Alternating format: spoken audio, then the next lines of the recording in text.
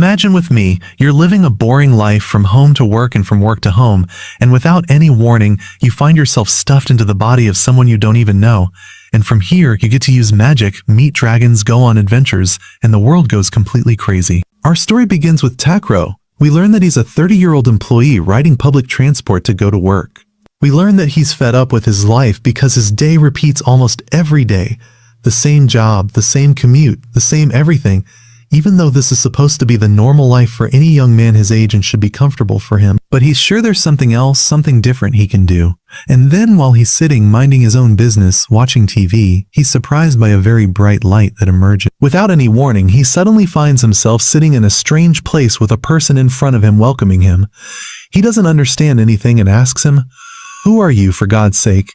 And this guy says to him, "Well, you could consider me the supervisor of the solar system." Takro then says to him, "So understand, are you an alien or what is this talk?" And he says to him, "Well, not exactly right, but something close to that." Anyway, after that, we see him using his magic skill and an image of a planet appears before him. He starts to learn that its name is Medius, and no matter how many times matters progress there, they always get out of control, and the civilizations there always collapse without any warning. That's why I'm forced to intervene personally from time to time. He then lifts the cup in front of him, puts a drop of water on it, and lets him know that this single drop can change the entire world. That's why I brought you today, so you can become the bead that must change this world. Takro says to him, "What are you talking about, man? Change whose world? How can you even say such things to me?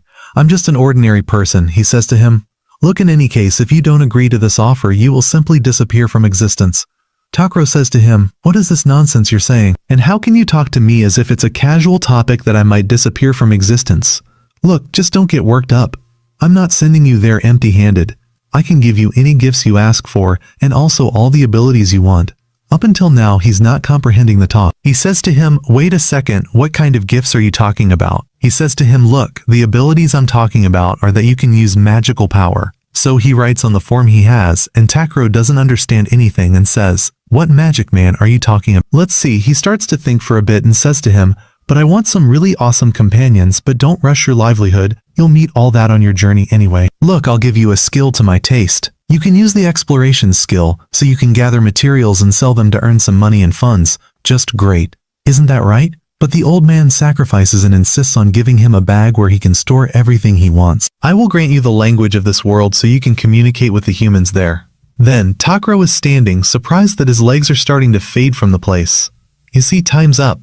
If you had listened to me, you'd be there by now, early and eating." Then he starts screaming, saying to him, "Man, what you're saying. Fine, okay, send me there. And speak calmly without screaming, and don't worry, everything will be just fine." Then we see everything start to fade away before him. He says, "Uh-oh, I feel like I'm about to get screwed over right now." Anyway, my friend, after moments, the story tells us we see Takro beginning to wake up in his new body. He's surprised to find himself in a forest and says, "Wow, so this thing is real? It wasn't a dream." He starts asking himself, "So what am I supposed to do now? What's the deal?" He says to himself that he's now in the forest and there's no one around him, so he should go to the nearest city.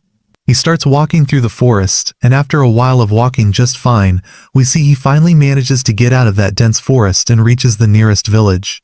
But he says to himself, "Wait a second, I'm broke, and if I go there without anything, I probably won't find food or drink." Suddenly, he remembers the exploration skill that the great guy gave him. Through it, he can gather resources to sell so he can earn some money, funds, and cash. So he says, "Let's give it a shot," and he tries to use the exploration magic, but nothing happens. He feels frustrated and says, "Uh-oh, was that guy lying to me? No, I think I pronounced that word wrong."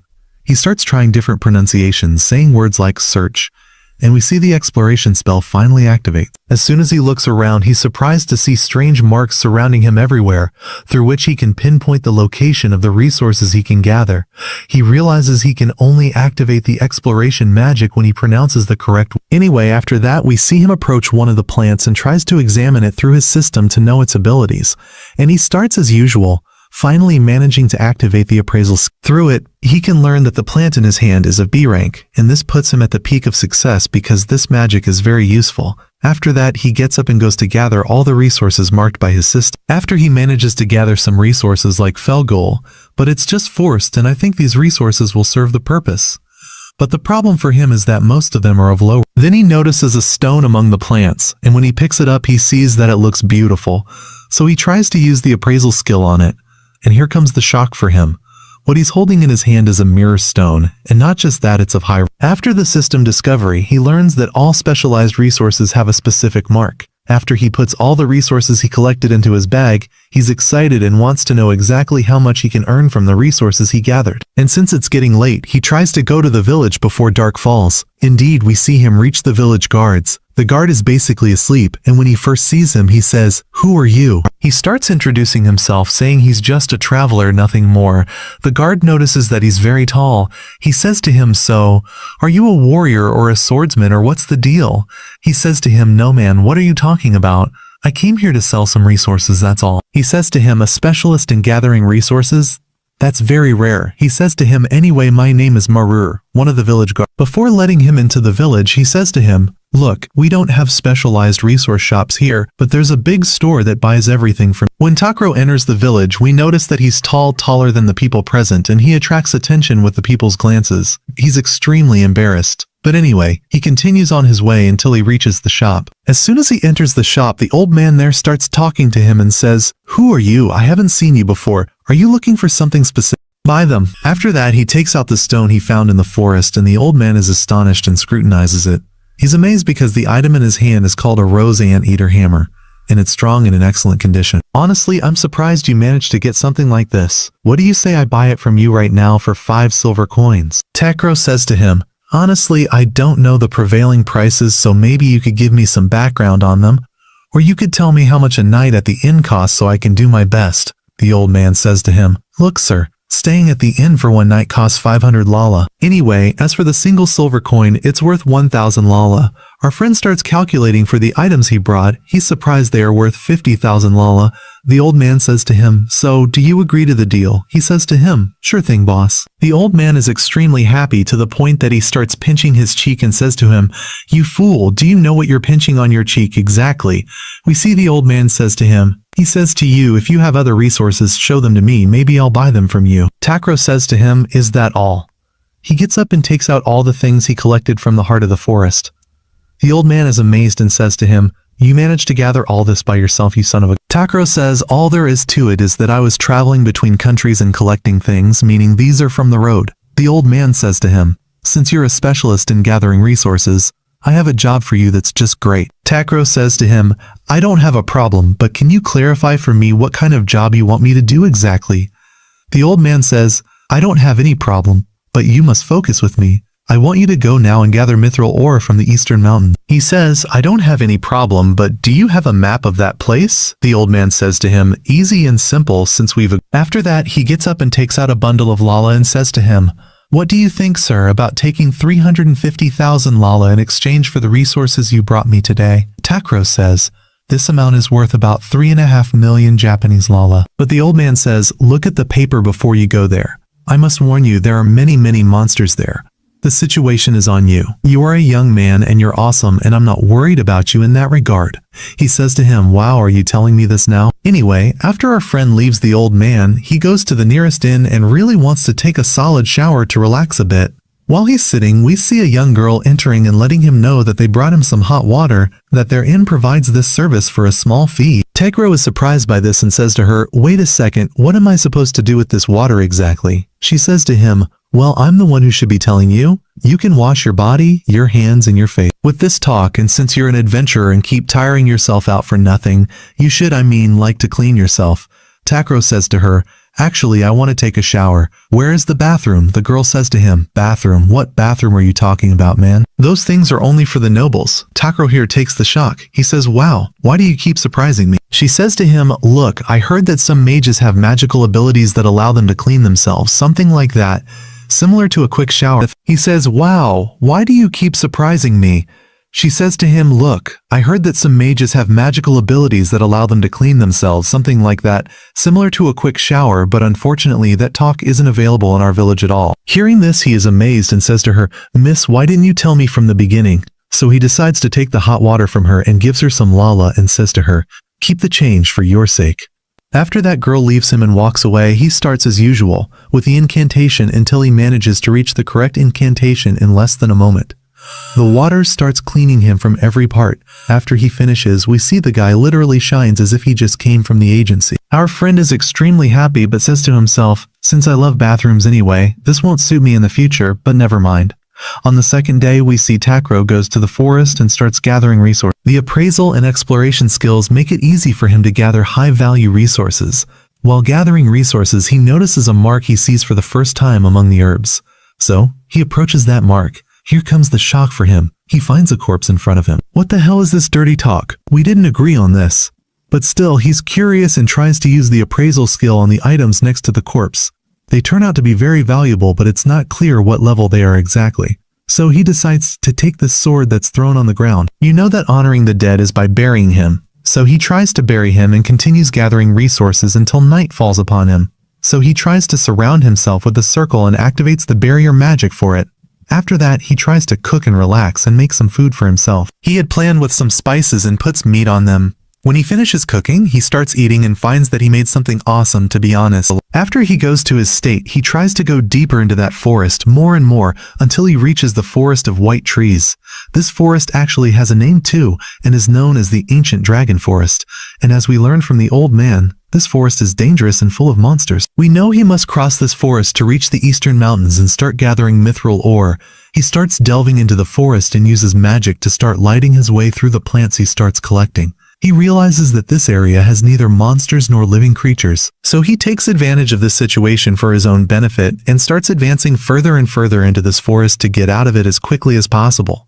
And this foolish security exits the forest, but we see him falling off a cliff. But he stays quiet, and we see he's about to fall and break his neck. He tries to use flight magic and starts improvising incantations until he finally manages to activate it. He keeps using this skill, managing to land on the ground safely. When he looks ahead, he's surprised to find that he has actually landed in a mine, and in front of him are many ores that he must extract.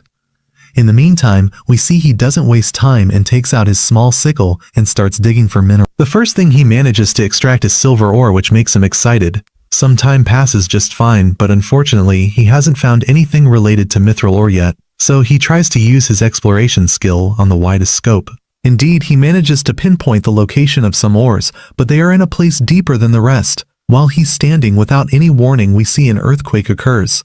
So he tries not to waste time and starts using fire magic to blast that dam. When his flame approaches the place where the ore is, he blasts. When he approaches the hole he made, he's surprised that he can indeed gather some mithril ore, but this amount isn't sufficient and is small anyway. He's standing, we see another earthquake occurs in the place, so he hurries himself and starts exploring this place more and more. He starts walking among the caves until he manages to reach a place from which a strange blue light is emanating. When he approaches the source, here comes the shock for him. He sees very clear water. He is amazed by what he's seeing because it's the first time in his life he sees water with such an appearance. He becomes very curious about this water, so he tries to use the appraisal skill on it. It turns out to be magical and of SS rank. This puts him at the peak of excitement because this is the greatest discovery he has managed to discover so far. Through the appraisal skill, he can tell that this water is saturated with ancient dragon mana, without a doubt. So, he's sure that this dragon must be living here. So he wants to take some of this water from them, but at the same time we start hearing a strange voice.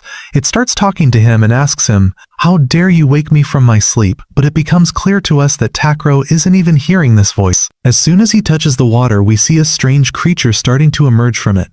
Our story is by God's will, and he doesn't understand anything that's happening.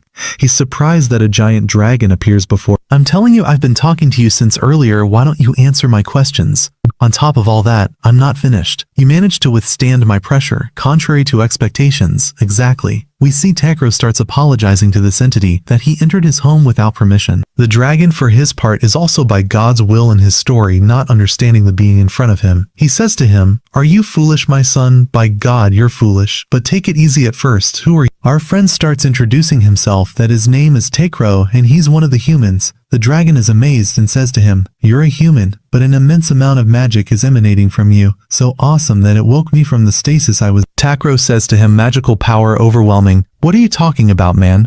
Honestly, I don't understand anything from you." The dragon says to him, he says to you, "Don't play dumb. The magical power emanating from you could rival my own magical power. Takro says to him, look, excuse me for the question I'm asking you. Are you the ancient dragon, the owner of the forest outside that everyone is talking about? The dragon says to him, correct, and introduces himself, and his name is Flauties. Takro says to him, wait, Flauties, I'm telling you, can I just give the name Flu right away? The dragon says to him, even though I feel it, but call me whatever you want to call me. He learns that he wants a request from him. Since you're so awesome, he says to him, no offense, what do you want from me exactly so my mind doesn't go left? Flu says to him, all there is to it is that I want you to use this magical power of yours to revitalize my child. Takro says to him, revitalize, man? What are you talking about? I'll simplify it for you. As you see, this place is saturated with mana that doesn't allow dragon eggs to hatch. But be careful, the request I'm asking of you, you're not doing it for fun or for the homeland. No, there will be a reward. Just as the dragon puts his finger in the water, we see an amount of mithril ore appears before Takro. When our friend uses the appraisal skill on it, he learns that this mithril ore isn't like any ore. It is from the purest mithril ores, so he says to him, done, boss. Where is the egg you're talking about? Who says to him, since we've agreed, he then proceeds to take out the egg for him. The egg is completely black. The first time he sees its size, he is amazed because it's truly huge. After he holds this egg, he starts talking to the dragon and says to him, no offense, what exactly do I do with this egg and how? Flu says to him, easy, honestly. All there is to it is that you channel your magical power in. Takro says, no, explain the matter to me, I don't understand anything. The dragon says to him, the matter is easy and simple. He says to him, just like you made that ball of light, put a drop of the same mana into the egg. Takro then starts turning the matter over in his mind and understands that he must warm the egg. Indeed, he starts feeding it with his mana to try to warm it. All of this is unjust for him because this egg isn't normal and starts swallowing his mana. At the same time, we see this dragon is extremely happy and keeps laughing discreetly. And from here, our friend becomes sure that he has been tricked. Tell me guys, I just arrived in this world, and you want to pull a fast one on me so early? The matter doesn't stop for us, because his body starts to fade, and in a few moments he finds himself in a strange place, as if he's drowning in water. Suddenly he starts hearing the voice of the same person he met the first time. What's with this situation, boss? You like to do reckless things from time to time. So after that, we see he appears before him and says, normally when dragons appear before humans, they get scared out of their minds and run away. But you are different and you decided to change all the rules. He says to him, what are you talking about, man? I don't understand anything from you. But he reassures him and lets him know he will understand everything in due time. And as for the generous abilities I gave you before, I see they are not sufficient for you, and that's why I decided to weaken. And be careful, boss, since you wish to have a funny partner, then bear what will happen. Yes, I'm sure he will cause you some troubles, but he will be useful for you in the future. But Takro doesn't get a chance to understand anything from him, and after that, he faints. After a few moments, he starts to wake up again and finds himself in the same cave with the dragon. This time, he isn't hearing the dragon's voice alone, but there's another voice too. To find out the source of this voice, he tries to use the light skill to start seeing what's around him. He's surprised that the egg has hatched and a small dragon has come out of it. The first time our friend sees it, he is extremely happy because this is the son of the awesome dragon. The small dragon, for his part, the first time he sees him, jumps on him as if he's his mother. But Takro can't stand his smell, which of course has just come out of the egg, and its smell is rotten to the extreme. As for the dragon Lotus, he starts talking to Takro and asks him to name this righteous child. Takro is stumped and says to him, what are you talking about, man? You name him, you're the father, not me. The dragon Lotus lets him know that he does indeed have a name, but the name you give him will be his real name. Takro says to him, well, wait a second, let's sit and think. After a bit of thinking just fine, he says to him, what do you think of the name? Since you only pronounce one word, which is Bao Bao. This small dragon, the first time he hears his new name, is extremely happy about it.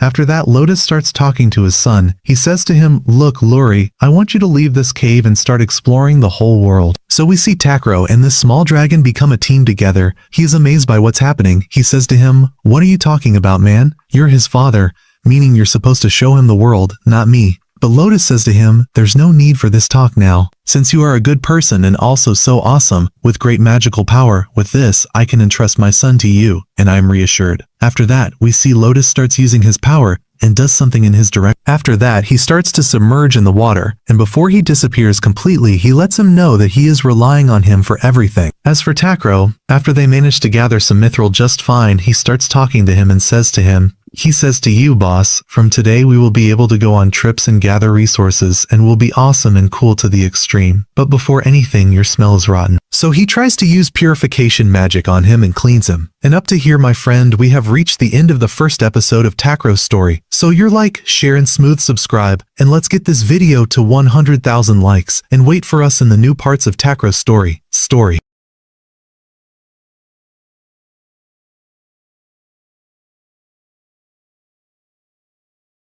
After that, we see Takeru after a while walking just fine. They finally managed to get out of the cave they were in.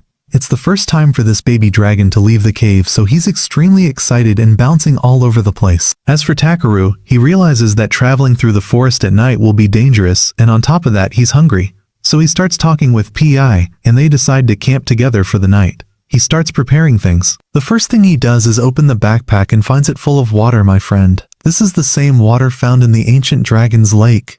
We learn that the ancient dragon used his magical power to link Takeru's backpack to the lake. This is because the water is saturated with mana, and naturally it's essential for this baby dragon to grow quickly. After he finishes drinking, Pi says, "Hit me one more time," but this time he doesn't drink it. He lets Takeru drink it himself. So our guy starts drinking it and finds its taste different from any water he's drunk before. It's extremely pure. Anyway, after that we see Takeru starts using the magic stones and places them around. After he finishes, he uses them to activate a magical barrier to protect them from any dangers while they sleep. He starts remembering when he was at the old man's shop and read the encyclopedia on magic stones.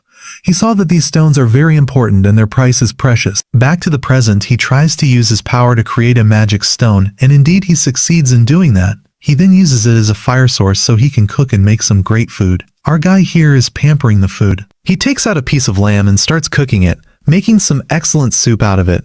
Just as he finishes and is about to start eating, he glances at this baby dragon and sees him drooling over himself from how delicious the food is, wanting to devour it. Although our guy is hesitant at first, thinking it might be harmful since he's still a child, he decides to give him a few spoonfuls, just like any normal child.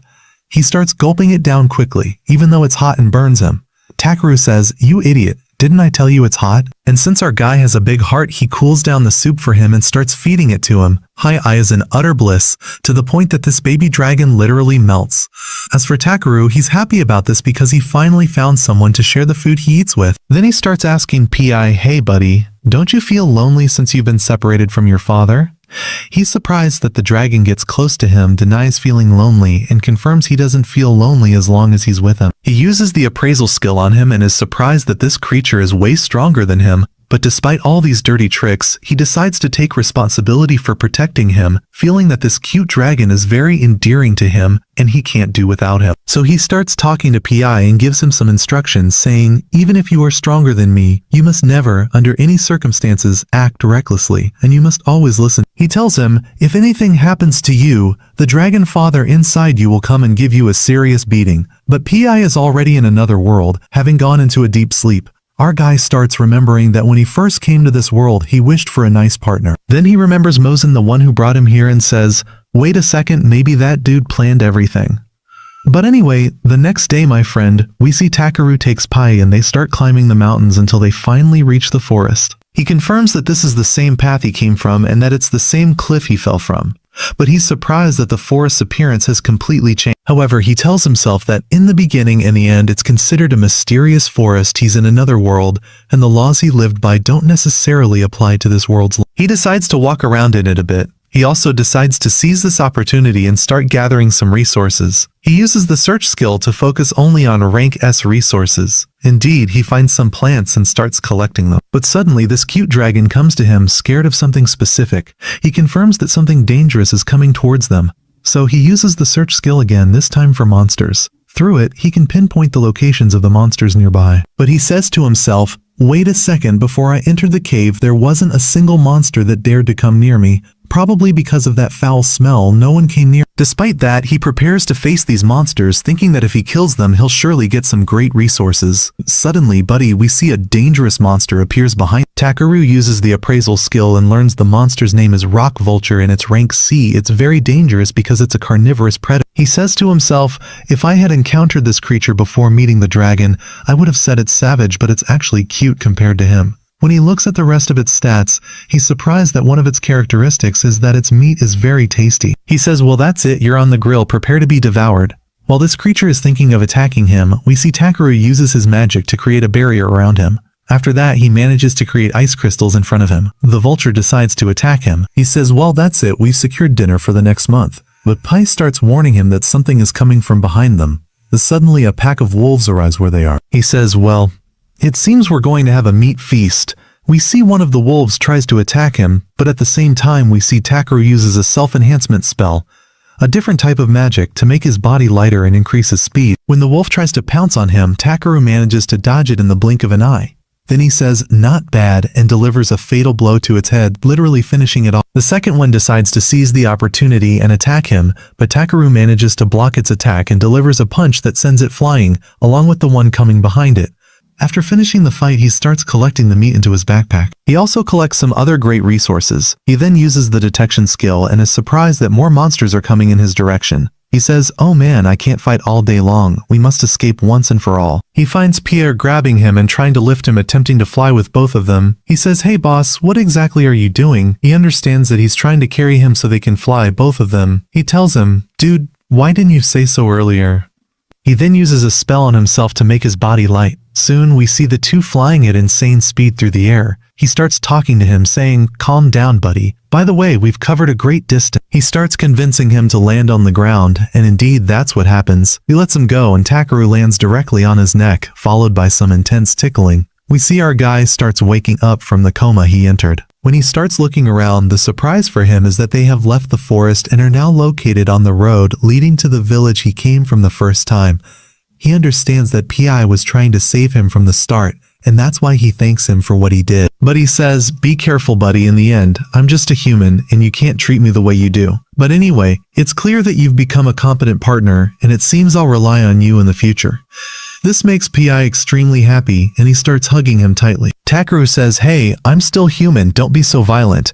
After they rest a bit, they get up and start continuing their journey. He starts getting to know Pi, learn that if they walk on this road for 2 days, they will reach the village. Takeru notices that Pi is very attached to the stick he's holding. When he uses the appraisal skill on it, he learns it's from rank SS and that he managed to get it from a famous. Without any warning, we see Pi starts blowing on the stick. After the dust disappears, he's surprised that the stick in his hand has turned into a huge spear. Here he understands what happened. The stick, when infused with Pi's special mana, started to grow and transformed into this. Although he isn't happy with the situation, he goes back and tells himself that having a magic spear will help him a lot. But he doesn't like its appearance because anyone who sees him with it will immediately call him a sorcerer. Suddenly, while they are standing, they hear the sound of a dangerous monster coming from the forest. So Takeru asks Pi to hide behind him until he sees how far this situation. After moments, absolutely nothing happens to the point that Pi decides to leave Takeru and decides to go into the forest himself. Of course, our guy runs after this silly kid until he sees where he's going. He follows him until he sees him circling around a specific tree. When he gets close to that tree, here comes the surprise. He finds a girl lying on the ground. Her condition seems very difficult. He starts asking, what happened to you? Did a monster get you, or what's the story? Suddenly he's surprised that birds start chirping from her stomach. He says to her, she starts explaining to him that she hasn't eaten anything in 3 days, which is why she's asking him for some water, because she's extremely thirsty. Our guy doesn't hesitate and takes out a bottle of water for her to drink as much as she wants. After she devours the entire water, she starts thanking him, saying, you saved my life. And after the sound of her stomach growling, he confirms that the dangerous sound coming from the forest was the sound of her stomach, which is utterly ridiculous. He says to her, wait a second, I should have some food I bought from the hotel I was staying at before coming to the forest. Indeed, he finds a sandwich for her. The moment that girl sees it, she snatches it and starts devouring it in the finest way, overjoyed with happiness. She says to him, buddy, this food is incredibly delicious. I don't think the situation needs that much exaggeration.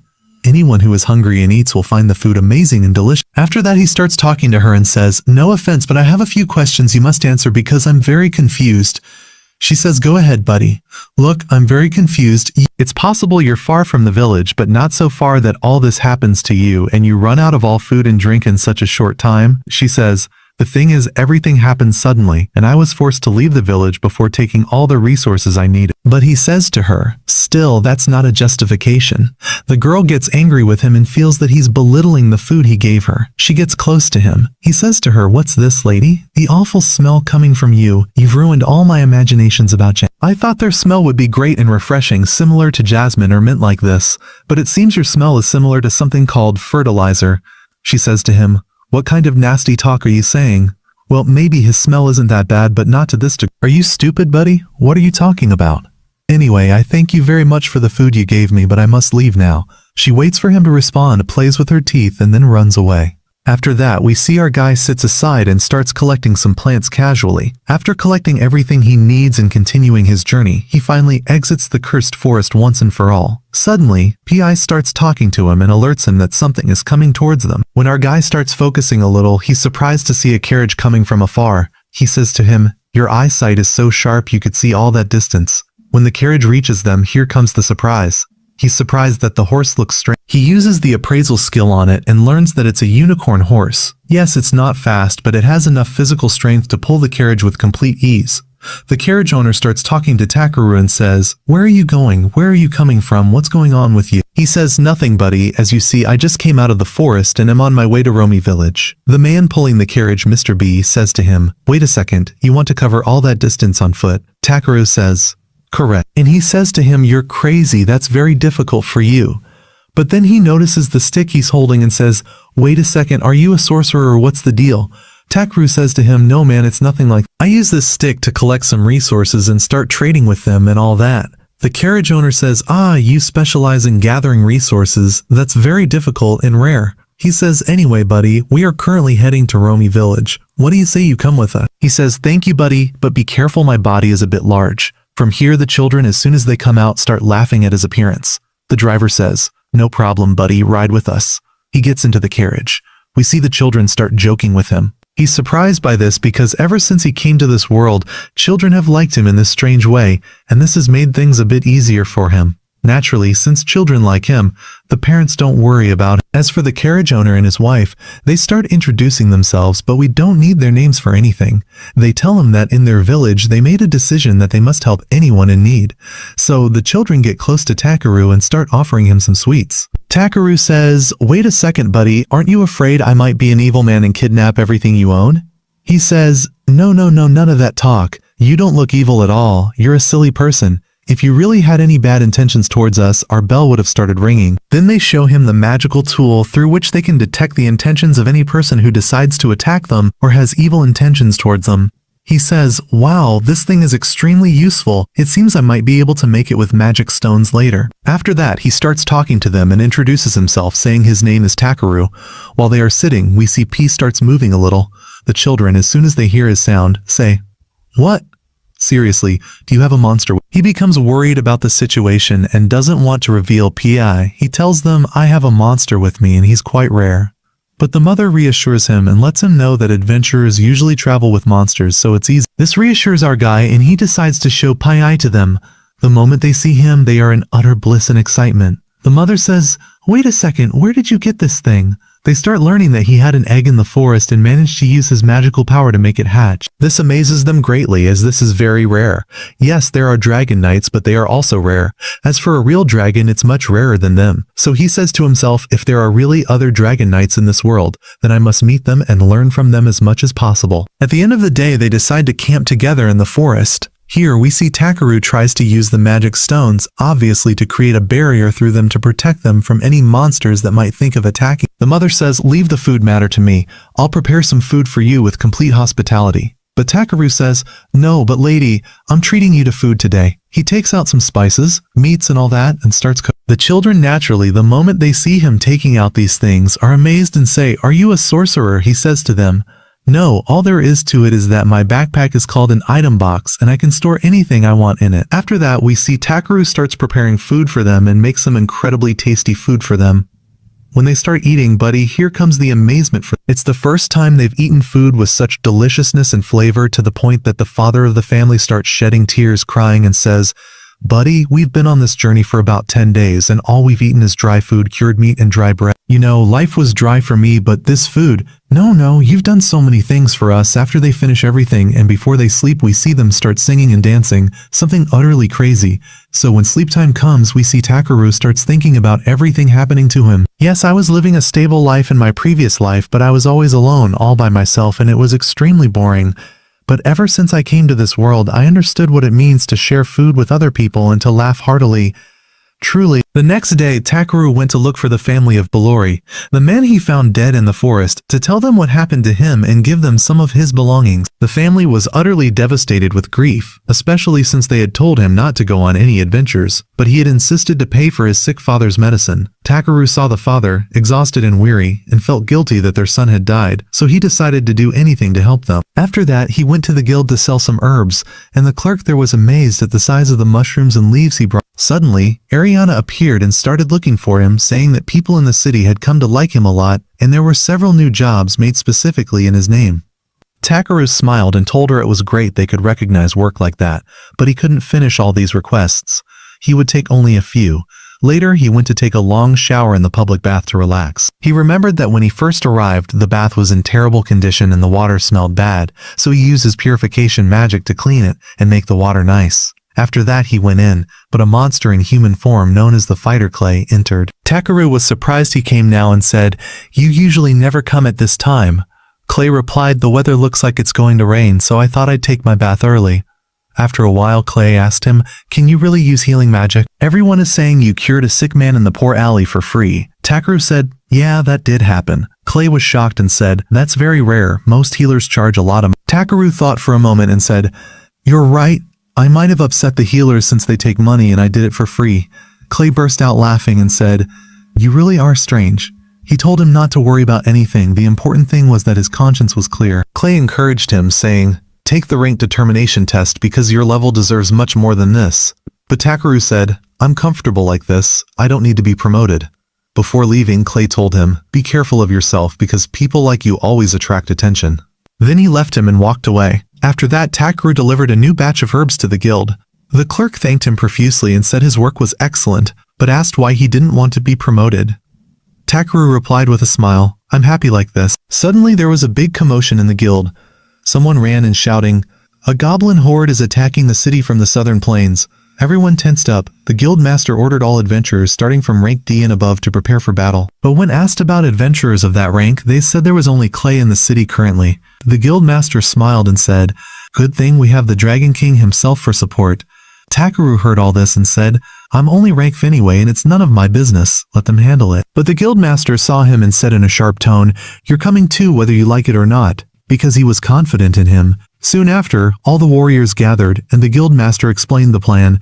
The goblins were coming from the southern plains, targeting the city. They had to stop them at the Zaus River before they reached it. Everyone got excited except Takeru, who looked very bored. The people around him looked at him and said, "What's this?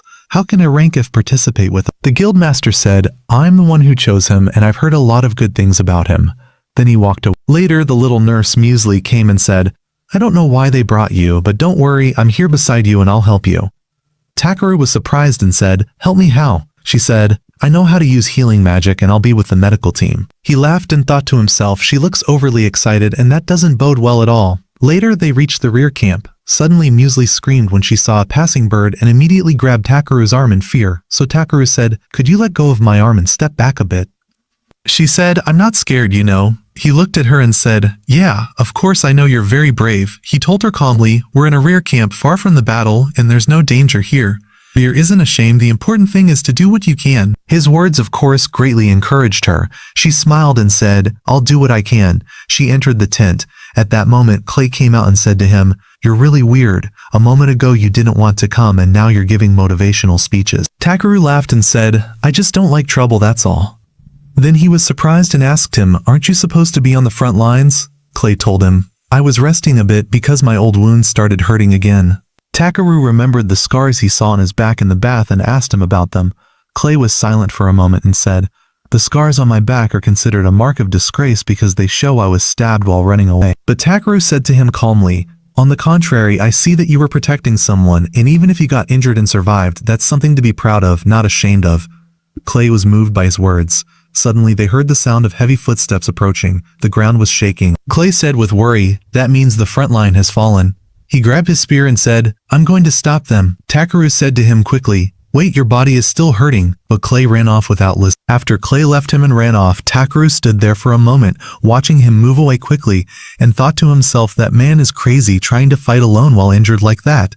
Then he looked toward the tent and saw Muesli inside trying to heal one of the injured adventurers. Her hands were shaking from fear, but she was trying to focus and perform healing magic. Takaru stood watching her and said quietly, "Even though she's terrified, she's trying to do what she can." He suddenly felt guilty and thought to himself, she's trying to fight her fear, and I'm trying to shirk responsibility, and that's not fair at all.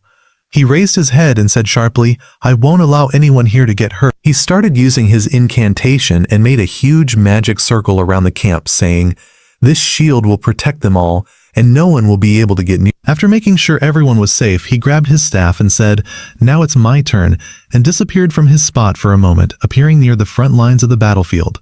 On the front lines, the adventurers were fighting desperately against the goblins. The number of goblins was enormous, and the war was extremely fierce. The defense line was beginning to collapse one by one. One of the leaders was shouting, "Hold on, don't let the city fall." But it was clear they couldn't hold out much longer. At that moment, Takaru appeared in the middle of the battle and went to punch one of them, sending him flying to smash into a rock, finishing him off.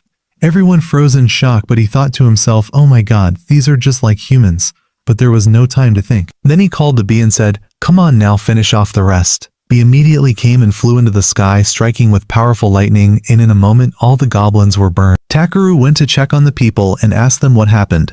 They said, "We were fine at first, but then the goblin commander appeared. He was huge and strong, and we couldn't do anything against him. He had a strange weapon." He asked with concern, "Well, where did Clay go?" Diego replied quickly, "He came at the last moment and saved us from the goblin commander, but he got separated from us in the chaos, and we don't know if he's okay or not." Immediately, Takaru went out to search for Clay in the forest. When he reached the forest, he saw Clay fighting the goblins alone. He was fighting with all his might, but the wounds on his back were heavily affecting him.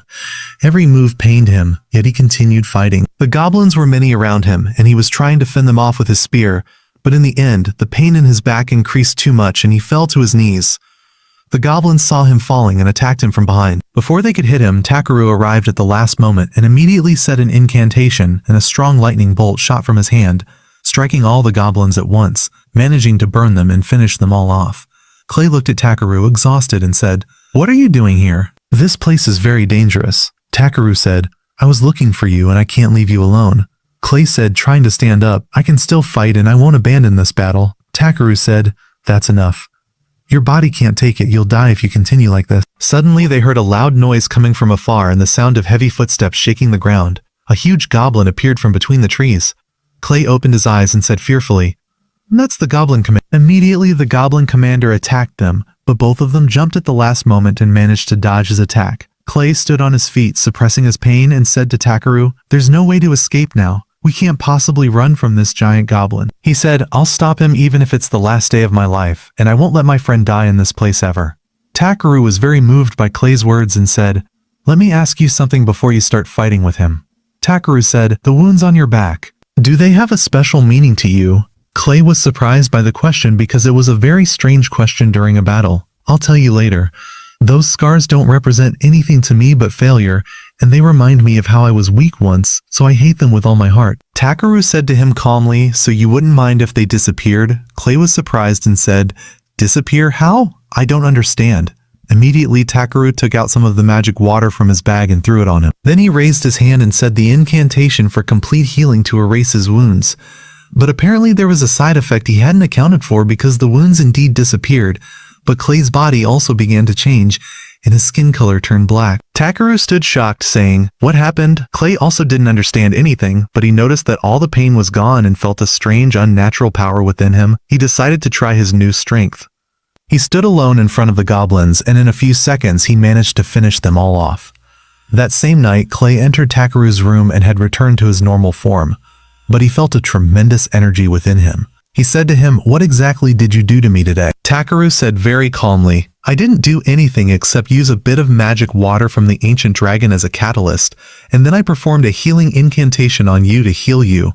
Clay was confused and said, "An ancient dragon? How do you even know an ancient dragon?" He replied, That legendary dragon is B's father. B is also an ancient dragon. Clay sat on the chair in front of Takaru, shocked, trying to comprehend what he had heard, and said, "What you did today isn't something any ordinary human could do. Tell me, who exactly are you, Takaru? Tell me now." Takaru thought for a moment and said, "The sorcerer king who brought me to this world never told me to hide my identity, so I don't need to hide it from you.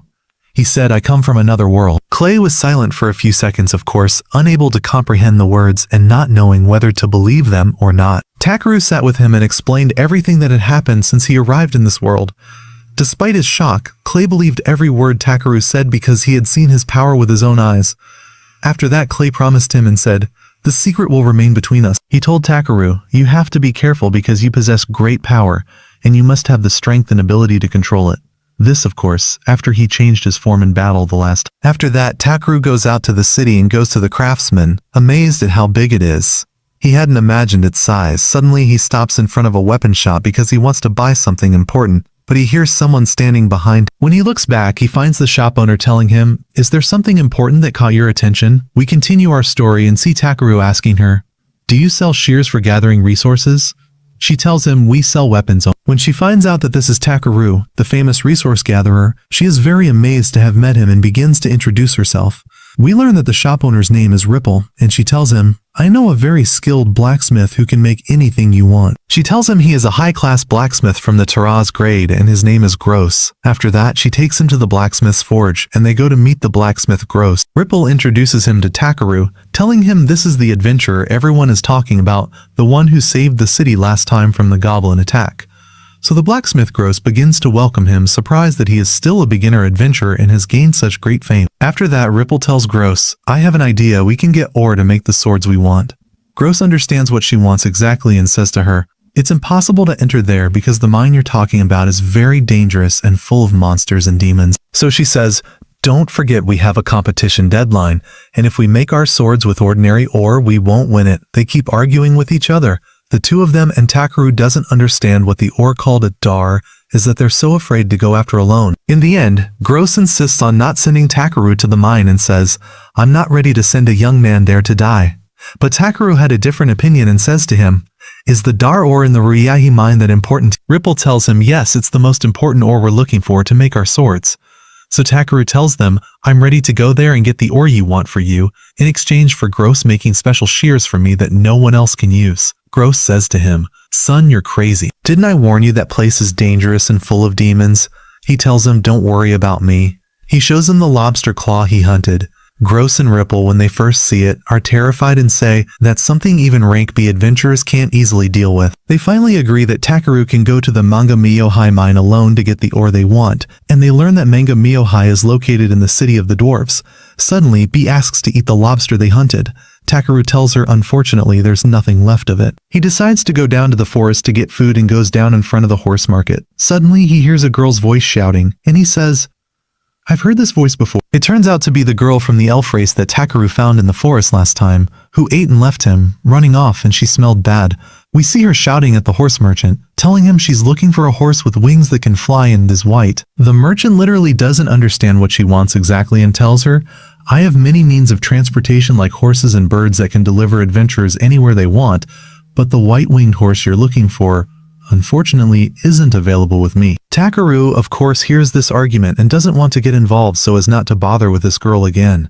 He goes to the forest to gather resources. When he's in the forest and starts gathering plants, he hears a strange sound, and it's again the sound of the girl's stomach because she's hungry. When he goes to her, he finds her again in the same state. He gives her water and food, and she devours it like she's starving. When she wakes up again and thanks him, he smells her foul smell, so he immediately uses cleansing magic on her to make her smell nice. After that, the girl thanks him for helping her a second time. We learn her name is Phil, and she tells him, "I want to repay your kindness since you helped me twice." He tells her, "I don't want anything from you, just rely on God." But she insists on repaying his kindness since he helped. We see the little dragon bee is determined that Phil should come with them. So he tells her, "Fine, you can stay with me until I finish my task in the forest and go to the dwarf city."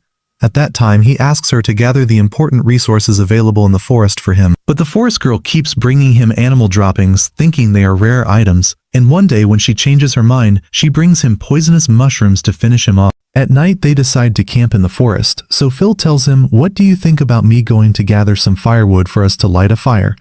He tells her, "I have magic stones and don't need that firewood." She tells him, "We need to light the firewood so that if there are adventurers like us in the forest wanting to camp, they'll know this area is safe and there's no danger." Indeed, she gathers a large amount of firewood, immediately pulls out 2 daggers, flies into the air, flips and cuts the wood easily. Takaru is amazed that her skill with these daggers is so great. When he examines the daggers, he finds they are rare daggers of a certain level. After that, Takaru uses the magic stones to cook. When they sit down to eat, he learns that she also wants to go to the dwarf city. He tells her he is also going there to enter the Ryuahai mine and collect the rare dar stones, but she tells him, "I want to go there to look for the white-winged horse because my sister wants." So he gets an idea and tells her, "Since your skills with daggers are great, how about being my personal guard until I finish my task?" She, of course, likes the idea and agrees to repay his kindness after he helped her more than once. But the first guard duty task is a failure because she immediately leaves him sleeps and keeps snoring, leaving Takaru awake all night because of her snoring headache. The next day, they continue their journey and reach a small village. This village is located next to a river, so they decide to rest there today and continue their journey tomorrow to the dwarf kingdom.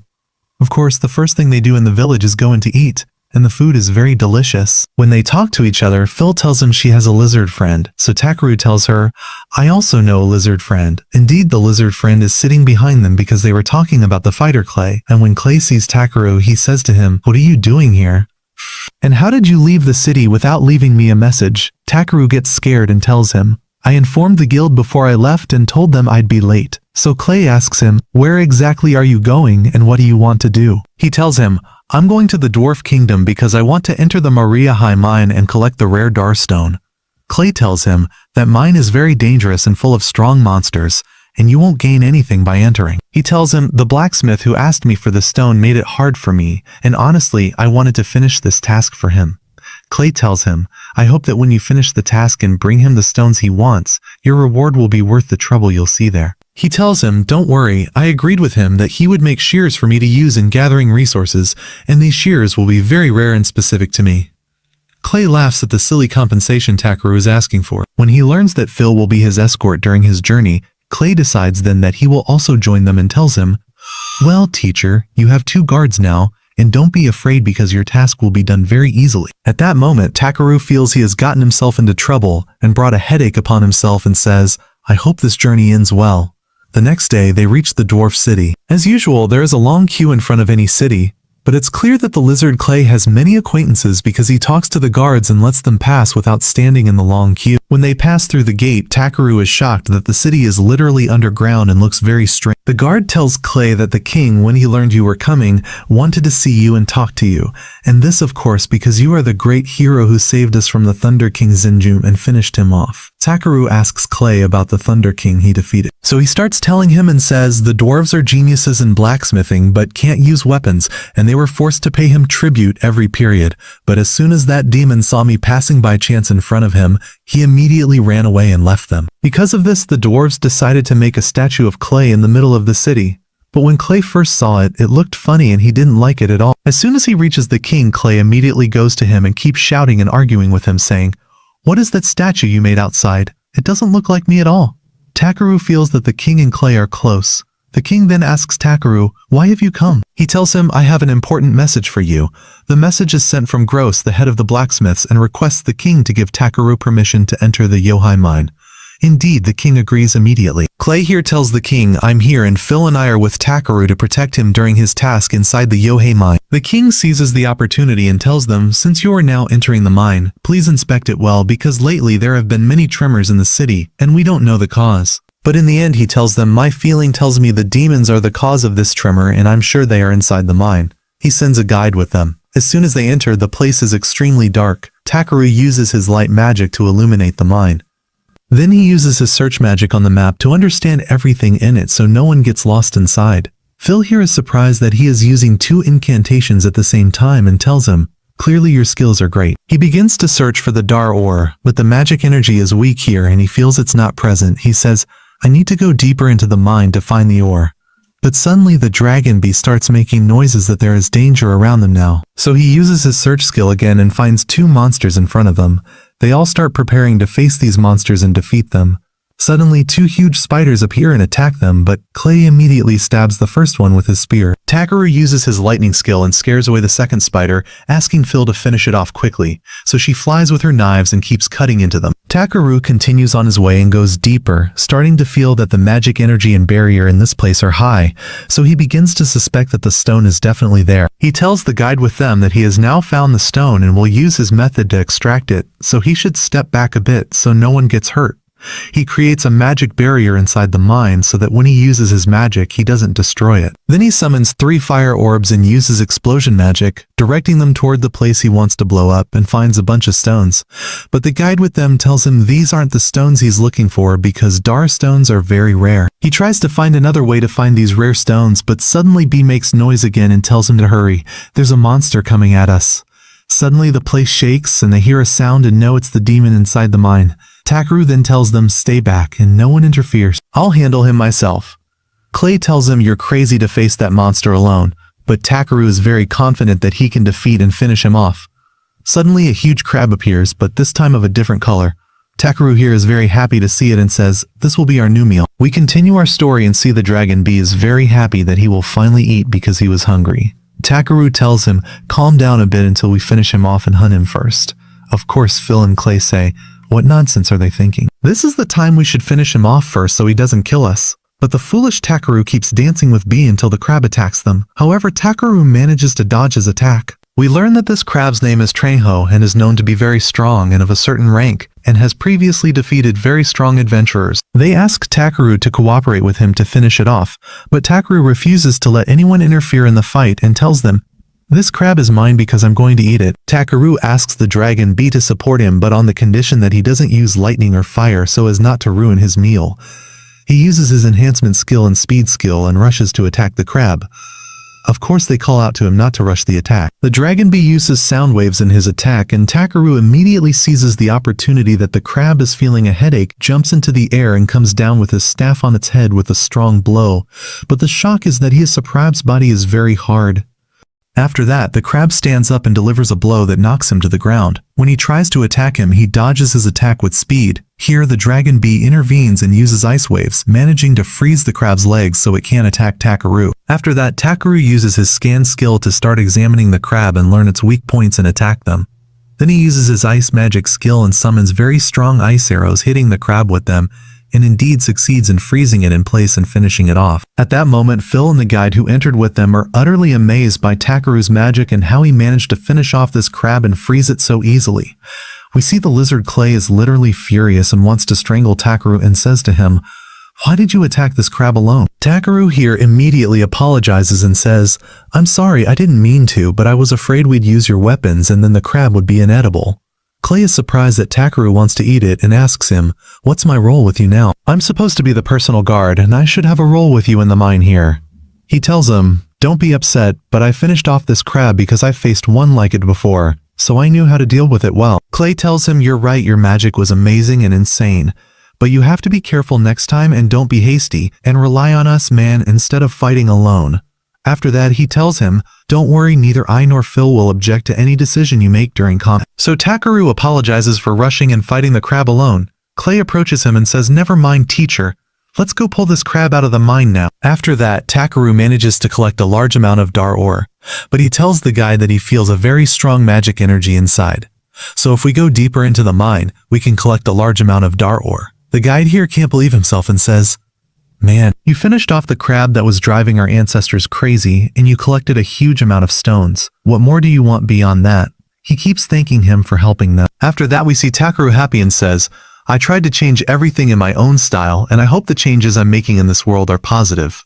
After that, they return to the king's palace. The guide here keeps praising Takeru and says, this amazing hero, may God enlighten him, easily finished off the demon that was inside and driving us crazy, and managed to defeat it. Takeru tells him, I finished my task and collected all the stones I wanted. The king, of course, is amazed that Takeru managed to defeat the monster he called a demon, which was driving them crazy in the kingdom, and says to him, I am happy you did that. He decides to reward Takeru and his friends for accomplishing the task. But Takeru opens his tool bag and takes out the giant crab and says, "My reward is to take this crab as a gift." After that, we see Phil talking to Takeru about the amount of money they collected and tells him 3 million coins is a lot. But our hero Takeru is in another world thinking about the crab he hunted and saying, "I wonder if its taste is as good as the previous one or not." Clay tells him, "Man, what are you thinking about? She's talking to you." He replies to her, so he tells him, "Do you think I can use the hard shell of this crab to make the shears I want to use for gathering resources?" The next day, we see one of the guards bringing a very beautiful horse white with wings. This horse is a reward from the king for them. When Phil first sees it, she likes its shape very much and is very happy with it because it's the same horse she wanted to get for her sister. They also make a new spear for the lizard Clay instead of his old one that broke. After that, Phil rides the white horse and decides to return to her world. She tells them, "I will give this horse to my little sister," and thanks Takeru for helping her and says she owes him many things. He tells her, "You don't have to repay the kindness. I'm happy I hunted this crab, and you're happy with the horse, meaning each of us is satisfied." After that, she reaches the carriage that Takeru and Clay will ride back in. After that, they bid farewell to Phil, and she tells them, "I'll see you very soon." Takeru returns later to the Adventurers Guild. When the clerk Ariana first sees him, she welcomes him and is surprised that Clay is with him. She asks him, "Did you meet by chance or did you form a team together again?" So Takeru tells her they met by chance, but Clay interrupts and tells her, "We formed a team together, but temporarily." Rihanna is happy that they formed a team together and runs to inform the guildmaster. After that, Clay looks at Takeru and says, "You surely won't mind me being with you." He tells him, "I've always been a wanderer with no specific destination, and I know you're not an ordinary human, so having someone look out for you and take care of you isn't a bad thing." Takeru thinks to himself and says, "If I form a team with Clay, it's not bad at all. On the contrary, Clay is always with me and supports me, and traveling with him will definitely be enjoyable." After that, they sit together to choose a name for their team. Clay suggests the name be the Blue Brigade. It's clear he likes the color blue because it's like his color. After that, Takeru goes to the blacksmith's workshop and delivers the dar ore he brought from the mine. We see Gross and Ripple looking at the ore and shaking. It's clear they are terrified or shocked by something. Takeru, of course, looks at them not understanding anything and says if the stones were too pure, would they have difficulty making swords? But he finally learns that they can't believe their own happiness that they finally found the rare stone they were looking for. Ripple tells him, "I'm happy we chose you for this task and you succeeded in it." She tells him the dar ore is very pure and also hard and ideal for making swords. Gross here says, "We haven't seen this amount of dar ore in one place for 120 years. Takeru thinks, knowing it's high quality, but didn't expect them to be so affected. Ripple tells him, "With this amount, it's impossible to give you your due at all." Takeru tells her, "The compensation isn't important now. The important thing is that you take the stones and make an amazing sword that can win first prize in the exhibition you want to hold." He tells them, "My reward, as we agreed, is the shears I can use to gather resources, nothing more." After that, when Takeru is sitting with Clay, happy, someone comes and says they've been looking for him since early morning, and he has a message from an important person. Takeru takes the message and looks at it. From the seal, Clay says it's an emblem from the house of Lucifas. So, Takeru is surprised and says, could the message be from Lord Balkane? He's afraid this message might bring many troubles, so he starts making strange movements to show he's tired and doesn't want to. Clay knows he's pretending so as not to go there, but the messenger reassures him and says, "The Lord you will meet is good and never causes trouble with anyone." It's written in the message that he wants to meet Clay and Takeru to honor them for their achievement. But Takeru is still anxious and uneasy, feeling there's something behind this beyond just the honoring. Clay here starts to be convinced by Takeru's words and says to him, "You're right, because rarely do any of the nobles and rich people decide to honor a group of unknown adventurers like us whom no one knows." Clay starts to scare Takeru, saying he might want your dragon bee. But Takeru gets very worried and afraid for the dragon and says, "I won't let anyone take it from me." The messenger tells him, "Don't worry, I told you this lord is very good and doesn't cause trouble, and moreover he doesn't have the authority to take bee from you." Clay tells Takeru, "I don't want you to be afraid, I'm coming with you side by side." So Takeru starts to feel reassured and says, "Alright, as long as you're coming with me, I'm not afraid of anything." They move after that in the royal carriage and all the people look at them on the road, utterly amazed. Takeru is surprised why they're looking at them like that. Clay tells him it's everyone's dream here to ride the royal carriage and meet the Lord. Takeru starts to calm down and is convinced by Clay's words. After that, they reach the palace and someone named Raymond is there to receive them. Takeru, of course, is shocked and happy that all these people are waiting to welcome him. After that, a spoiled little girl approaches Takeru and says, "So this is the little dragon. I thought it would be smart, but it looks stupid." "Oh well, no problem." She immediately orders Takeru to hand over the dragon to her now. Takeru is shocked and hides behind him. After that, Takeru tells the spoiled girl that she's not speaking nicely, but she replies and says, "Dragons are considered noble creatures and shouldn't be with an ordinary adventurer like you. I should be the one to raise." We learn the little girl's name is Tyrese, the Lord's only daughter, so it's clear she's very spoiled. After that, Takeru uses his scan skill to find out what's exactly in this girl's mind. We learn she is 14 years old and completing her studies in the royal capital. Here, Takeru is puzzled about how to deal with a little child like her and asks her, "Why do you want my dragon?" She says, "Bernard told me an adventurer would come with a dragon, so I wanted it." So he says to her, "So Bernard told you that?" She says, "Yes." She also tells him he also told me that with any adventurer I meet, I must deal with them strictly and seriously and never joke with them. He said if I do that, anyone will be afraid of me and will listen to me immediately. But Takeru approaches her, smiles, and says, "I'm sorry I can't give you the dragon bee because it's special to me." Later, when the girl learns his name is Bee, she becomes very happy and calls to him. The dragon bee laughs with her, so she says, "All right, since he laughed and talked with me, then he's mine." After that, she apologizes to Takeru for the bad way she spoke to him. Bee then goes to her and plays with her. She is surprised that he understands human language and asks him to forgive her for the way she spoke to him. Takeru asks her, "Why are you so interested in the dragon?" She tells him, "I want to show it to my mother."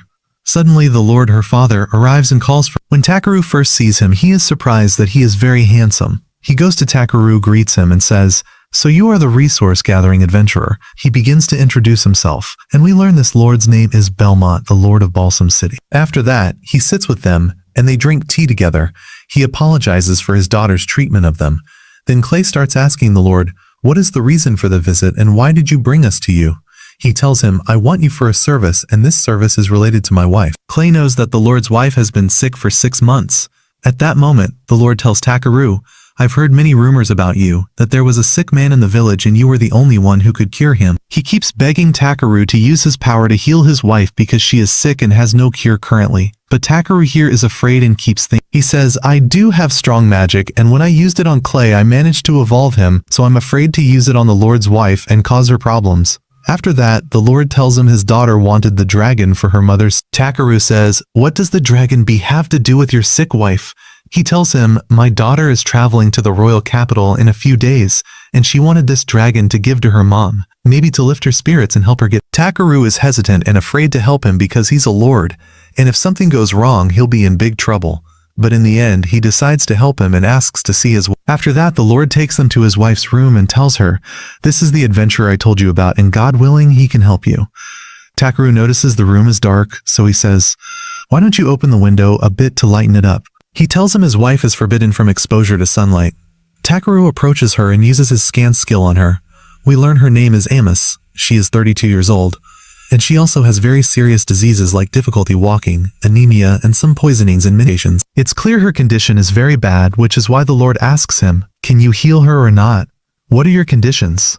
Takeru tells him, "I can heal very light diseases like joint pain and stomach disorders, but I haven't tried the strange diseases your wife has." He is afraid to use his magic on her so she doesn't get any complications. We see the princess tells the Lord, "I agree with any decision you make." She says, "All I wish for is to hug my daughter one last time before I die."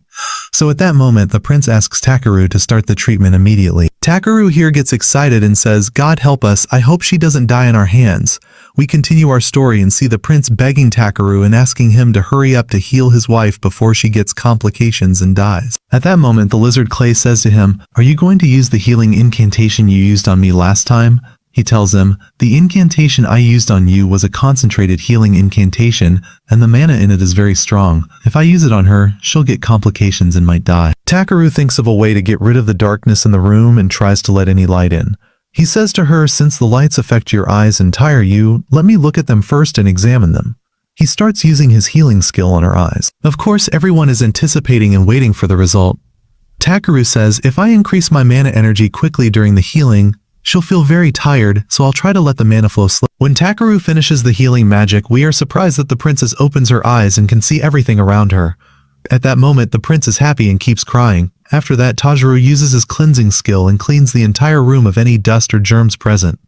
At that moment, the room lights up and becomes spick and span. The princess is surprised that the light, when it first enters the room, doesn't affect her eyes and that she can see well. At that moment, the lizard Clay thanks him and says, God enlighten you. You made a tremendous effort. But Takeru looks like he's focused and something is bothering him.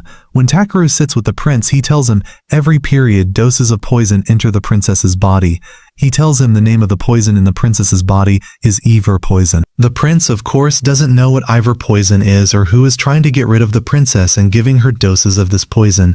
So Takeru tells him it's not far-fetched that the person who wants to poison the princess is here in your palace. The prince is shocked when he learns that someone in the palace might want to poison the princess and get rid of her. Takeru tells him, we need to look for the antidote to heal the princess, but I don't know exactly where the antidote for this poison is. The prince tells him that overpoison is a forbidden poison lost to time, and its use is prohibited anyway. Takeru, of course, is shocked when he first hears this, but refuses to give up and says, surely the antidote exists somewhere, but we don't know it. The lizard says to him, since this poison existed in ancient times in the Middle Ages, surely there are books that can lead us to its location. The prince brings out a collection of ancient books he inherited from his ancestors and tells him, look through them, you might find the location of the poison. He uses his search skill to distinguish the book talking about overpoison until he actually finds it. But the book talking about overpoison is written in a very strange and funny voice, so Takeru is forced to read the book in the same voice as the person who wrote it. The prince and Clay are very surprised by the voice. Takeru tells them, I have no choice. I have to speak in this voice. Indeed, they manage to determine the location of the overpoison and learn that it is a very rare flower and the poison is extracted from it. But the prince tells them the place where the Ivor flower exists is very far away, and they need about 5 days. Takeru says they must move quickly so as not to waste time. After that, we see Takeru placing a magic stone next to the princess's room. When they ask him what he's doing, he says, these are security measures. Anyone who approaches the princess's room will trigger a sound and an alarm. He did this, of course, to protect her from any assassination attempts during his absence. Suddenly, we find Therese calling to Takeru and saying, wait before you leave, I want to tell you something. When she comes to him, she apologizes for the bad treatment she gave him, especially since he is the only one who helped her mother. She says, I thought you were an evil adventurer, but it turns out you are very kind. Takeru approaches her and says, I'm not upset about your harsh words, but the important thing is for you to think carefully afterward and distinguish between good and evil people, and don't rush to speak without thinking so you don't upset anyone. He tells her, I'm confident that when I leave, someone will come talk to you and tell you Takeru is an evil person, but I don't want you to believe them, and know that the person who told you that wants to hurt you or your mother. After that, Takeru takes Clay, bids them farewell, and sets off for the village where the Ivor poison flower appears. At that time, Takeru uses his acceleration skill and makes the carriage run at an incredible speed. After that, they reach the village, but the shock here is that the village is a barren desert with no plants or water. Clay says this land was agricultural, so how did it turn into a desert like this? They learn that next to this village there should be a lake, and they say it's impossible for the lake to have dried up too. But when they continue their journey, they reach the lake and are surprised that its color is very strange. As soon as B examines it, he learns that someone deliberately polluted this water so no one could use it. Suddenly, a group of the village's inhabitants appear, and they look utterly miserable. Takeru approaches them and tries to reassure them, saying, we are a group of adventurers and we came looking for something here. Of course they don't believe them, but Clay shows the guild bracelet so they can confirm they are adventurers. Takeru tells them, we came looking for a rare material. But suddenly, one of the villagers collapses from exhaustion, and they learn they don't eat well and also don't bathe, and the village has literally been like this for a long time. They learn the village has been in this state for 10 months, and they can't find food or know how to farm or do anything at all. Even the well they used to drink from dried up and has nothing left. But suddenly, a merchant named Anjesh appears to them and says, I'm ready to help the village in exchange for you collecting the flowers called Ivor. Ivor flowers are the distinguished flowers in the village because their color is golden and very beautiful, but they didn't know their benefits or whether they were poisonous or not. But they of course agreed to his offer and were exchanging these flowers for barrels containing water to drink. However, this water wasn't enough for the village inhabitants to use for agriculture and drink from. And this is the reason that led the people to this state of hunger and drought. So Takeru starts to confirm that the merchant Aang is the reason this village reached drought, that he ruined the lake's water and caused all these calamities. But the village inhabitants tell him, why are you calling him an evil person? He was the only one giving us water barrels in exchange for collecting the flowers he wanted. He tells them, when I examined the lake, I confirmed that someone deliberately polluted the water. He tells them, what is Anjesh's interest in collecting these poisonous flowers? The village inhabitants are surprised because they didn't know the flowers were poisonous, so they start to fear and say, what should we do now? How will we live after this? But Takeru decides to help them and asks B to use her sound waves to start gathering clouds next to each other and make it rain. indeed be amidst sound waves, and we find it starting to rain on the village inhabitants. After that, he uses his cleansing skill on the inhabitants in the entire city, literally protecting all of them and making the city spick and span. After that, he uses his repair skill to fix the broken houses and set everything right. Of course, the prince doesn't stop there. He takes out from his tool bag a pot almost 50 meters long. You don't know how he got it out, and starts making food for them in enormous quantities because the village was literally in a famine and hadn't eaten for a long time. The village inhabitants start eating and celebrating, and they are extremely happy with Takeru. After they eat, they talk to the village sage and ask him to collect large quantities of the air flower so they can make the antidote and heal the princess. The sage, of course, agrees and tells them, "This is the least thing I can offer you for the great help you gave us from the moment you arrived." A group of children decide to take Takeru to their secret place and tell him, "We'll show you something you've never seen before." Takeru agrees and goes with the children to their secret place. They have gathered a very strange fruit shaped like berries, and a liquid comes out of it, but they don't like to eat it. Our hero Takeru loves to try everything, so he starts examining the fruit first to make sure it's safe and not poisonous. When he first tastes the liquid, it tastes very delicious and is like the soy sauce we use on food. We return later to the palace and find the alarm bell has rung. The Princess Tyrese runs quickly to her mother's room to check on her, remembering Takeru's words when he said that if the alarm bell rings, it means someone has approached her mother's room. She finds one of the servants standing at her door, so she tells him, "What are you doing here?" "You must have come to hurt my mother," he says. "Who told you this nonsense?" She says, "Takeru told me if an alarm bell rings, it means someone with bad intentions wants to hurt my mother." He tells her, "So you believe the adventurer who came for the first time, whom we don't know, over one of your servants who has been serving you for years?" He tries, of course, to brainwash her and trick her to convince her that Takeru is an evil adventurer. The poor girl seems to start being convinced by his words and doesn't know what to do until the prince comes and takes the servant and his daughter to his office. He tells the servant, "I understand you've been with us for a long time working, and it's very difficult for us to suspect you and believe Takeru, and Takeru might indeed be trying to trick." The servant is happy that he managed to deceive the prince too, until someone enters with a bottle of water and says to him, "Drink the medicine you always give the princess. You always tell us this drink is what heals the princess and improves her health, so I want you to drink it in front of me." The servant, of course, refuses and confesses that it contains poison, but the prince is actually tricking him and has brought plain water. After that, they search him and find a letter with him. When the prince first reads this letter, he is utterly shocked, but we don't know its content. After that, the merchant Anjesh, we see him arriving at the sage's house but doesn't find him there. Someone from the inhabitants comes and tells him, "What do you want from him?" He tells him, "I came to collect my batch of OVERPOWERED." But he replies and tells him he's not here now. He went out on a mission with a group of adventurers. They say, "I heard these flowers are poisonous, and from now on we won't collect these flowers again and won't give them to anyone." The merchant Anjesh tells him, "It's not up to you, teacher. We'll take them by force." He has brought a group of thugs with him. We see the prince's guards arresting the servant, but we find him sitting and smiling as if his plan is going perfectly. After that, we see Takeru and Clay walking with the street sage, and they are inside a strange cave. But as soon as they finish this cave, they find in front of them a huge garden containing ivory flowers. We continue our story and see Takeru later standing in front of a large number of flowers, shocked. When he starts examining them, he learns they are indeed called ivory flowers and also contain the poison he is looking for to make the antidote. We learn that these flowers grew due to the tears of a very strong warrior who was responsible for protecting the village and the entire lake, and was in a fierce battle against the Demon King. After that, she turned into the horse form we see now and disappeared. After that, Takeru asks the village sage for permission to start collecting these flowers. The sage, of course, agrees because Takeru helped them a lot. After collecting quantities from them, he says, "All that's left is for me to return to Balkame City to make the antidote and heal the princess immediately." Suddenly, one of the city's inhabitants calls the village sage and tells him, "Hurry, the village is on fire and being destroyed." Immediately, they run out to see what's happening. They find the village literally on fire and destroyed. Immediately, Takeru asks Clay to take care of the villagers and asks me to help him put out the fire. Using his magic, he manages to put out the fire burning in the village. After that, he reassures them that there are no casualties or injured, and that the matter ended. But he tells him that the one who did this is the merchant Anjesh because he asked us for ivory flowers, and when we learned they contained poison, we refused to give him what he wanted.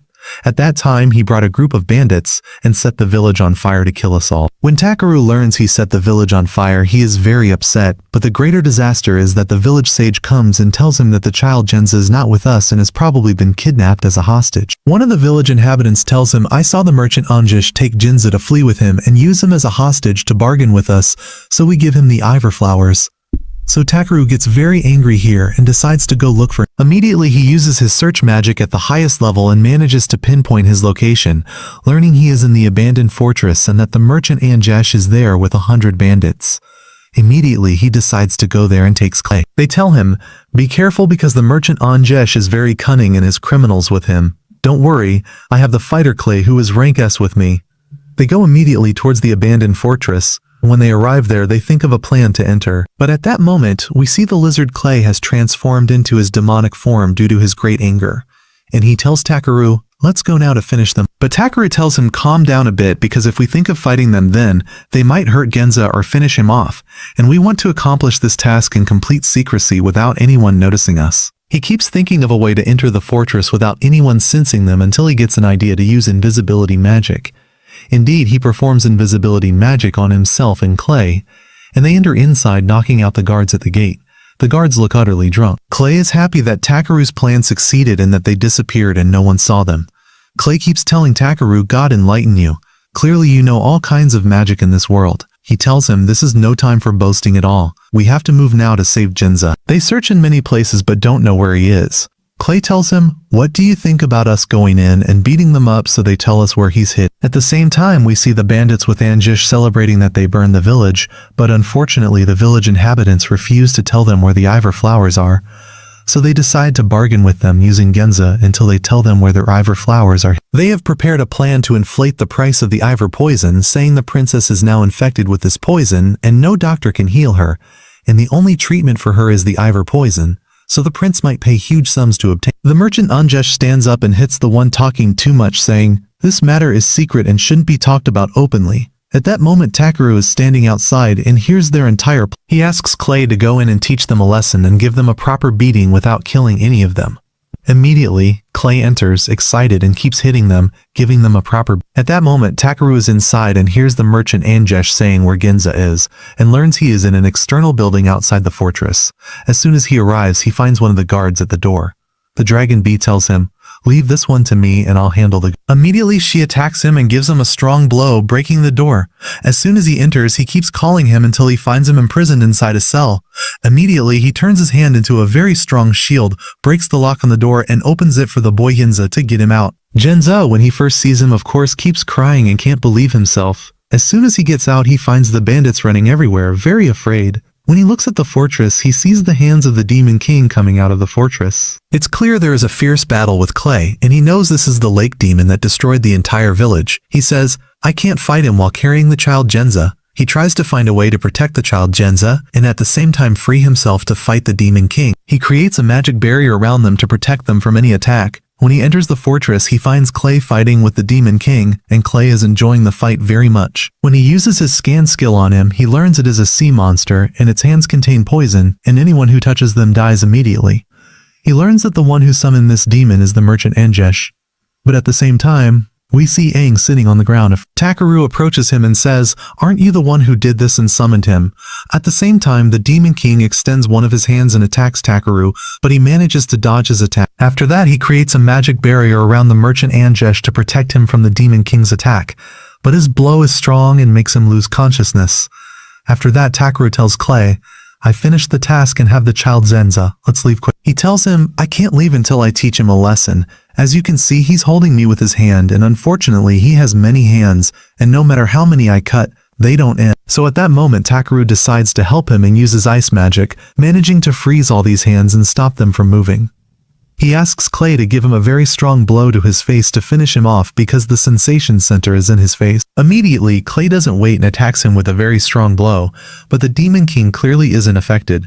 On the contrary, he gets angrier and attacks Takeru with all his hands, giving him a strong blow that sends him flying out of the fort. Takeru immediately grabs the child Genza and throws him to Bee, telling him, take care of him and don't let him go at all. He falls immediately into the poison lake. At that moment, we see the sorcerer who brought him to this world telling Takeru, Since you arrived in this world, you've always done good and positive things, and falling into the poison lake is very difficult, and I honestly want to help you and don't want you to die. At the same time, Takeru also doesn't want to die and says, I was really enjoying myself in this world, and honestly I want to try the soy sauce I saw in the village here. He says, I met very good and kind friends. He says, I wanted to see the growth stages of the dragon bee before I... When the sorcerer learns of Takeru's desire to live, he decides to help him. We see the warrior who disappeared, who transformed into a horse, grabbing Takeru from the water and pulling him out of the lake. Takeru says to her, Good evening, may I know who you are? She tells him, I am the warrior Hoff. He says to her, I've heard this name before. Do you live here or what? She tells him, I am the warrior who disappeared a while ago after my battle with the Demon King. She tells him, look what you... Takeru is surprised that the lake, which was dark and black and the land around it was a desert, has turned into green land and the water has become pure, literally. After that, she tells him, the reason for my disappearance was that the lake was poisoned and my strength completely weakened, and when you fell into the water, you managed to purify it of the toxins present, so I returned to life again. She tells him, before I leave, I planted these ivory flowers to preserve the lake so it doesn't disappear forever. After that, Clay and the child go to Takeru and ask him, are you okay? He tells them, don't worry about me, I'm fine thanks to the warrior Hoff. He tells them she's the one who saved me from death. She replies to him and says, you saved me too. Clay here says to him, who are you talking to? We learn that Takeru is the only one who can hear the warrior Hoff while she is in horse form. After that, she thanks Takeru for helping her and disappears. They return again to the village and of course they are happy that the child is back safe and sound and thank Takeru saying, we don't know how to repay you for these favors. You keep helping us like this and being so generous with us. After that, he places magic stones in the ground to perform an incantation and return quickly to the palace. Indeed, they disappear and return to the palace again. Takeru continues cooperating with the palace's special pharmacy. He manages to manufacture the antidote and immediately the princess drinks the antidote and indeed gets better and becomes well. When he examines her again, he confirms the poison has disappeared from her body. The prince and his daughter keep crying that the princess has finally recovered and become well. After that, Takeru returns to the village again, and they start repairing it anew after it was... Takeru tells him, we have already captured Aang and handed him over to the prince, and now he is being tried. At that moment, the village sage tells him, we want to do any service for you in return for what you did for us. He tells them, I need the fruit that contains soy sauce. Indeed, after that, he makes a delicious meal and puts soy sauce on it, giving it to the village sage to try. When he first eats it, he likes its taste very much. Takeru asks him to make an entire farm specifically for this fruit so Takeru can use it later and make large quantities of soy sauce from it, and he lets all the village inhabitants try this fruit, and indeed they like it. After that, he bids them farewell and he returns later to Balsam City. Takeru tells Clay, lately, I've started seeing hallucinations. I also see hallucinations like you. When they look at the sun, they find the warrior Hoff coming out of it in horse form and descending to them on the ground. Clay says to her, what are you doing here? She tells him, I lived in Balsam City for many, many years. After that, she transforms into her human form. When they first see her in human form, they are very shocked. She shocks them again later when she tells them, I will continue the journey with you. She says experiencing adventure with Takeru is a very beautiful thing, and I'm confident I'll enjoy it with you. She tells him, this way, you'll have a means of transportation. If you need any horse for travel, I can transform into horse form and take you anywhere you want. Takeru, of course, is not happy and feels he has gotten into trouble, and that Hoff will cause him a lot of annoyance and problems in the future. We continue our story, and Takeru later returns to the head blacksmith and tells him, I brought you all the magic resources you wanted. Make me the resource gathering shears I requested from you. The head blacksmith tells him, with the rare magic resources you brought me, I managed to make the legendary sword and enter the competition with it. He says, as promised, I will make you legendary magic shears that no one has seen before. Takeru is very happy. When he goes out, he finds Hoff standing in front of him, and she tells him, finished your work? He says, yes, and asks her about the reason for her presence now. She tells him, I came here in case you need any help or anything, and if the old man inside hasn't finished the thing you want, I'm ready to go in and give him a beating, so he hurries up.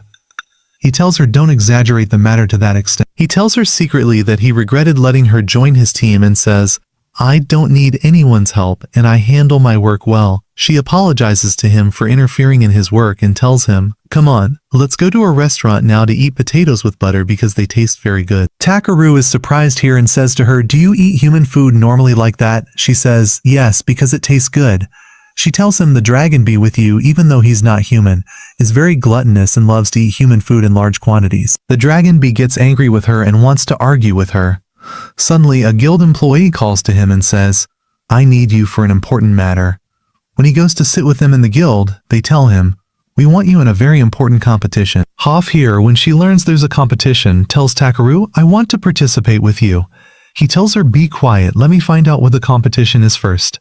He tells the employee, "I'm not into competitions. I'm someone who gathers resources and I'm not interested in anything else." They tell him there is a recommendation from a specific person who wants you to participate in this competition. When he asks them who this person is, he learns it is the Prince of Balsam City. They tell him he is the sponsor of this competition and is responsible for it. Takeru doesn't want to upset him and indeed decides to participate in the competition. Later we see the guild master gathering all the adventurers around him. Clay here is surprised that the number of participants in the competition is very large. The guildmaster tells them this competition is very important because it's sponsored by the prince. He tells them, on the occasion of the princess's recovery from the rare disease she had, the prince decided to make a very beautiful dress for her and wants to make this dress from a specific and very rare wool.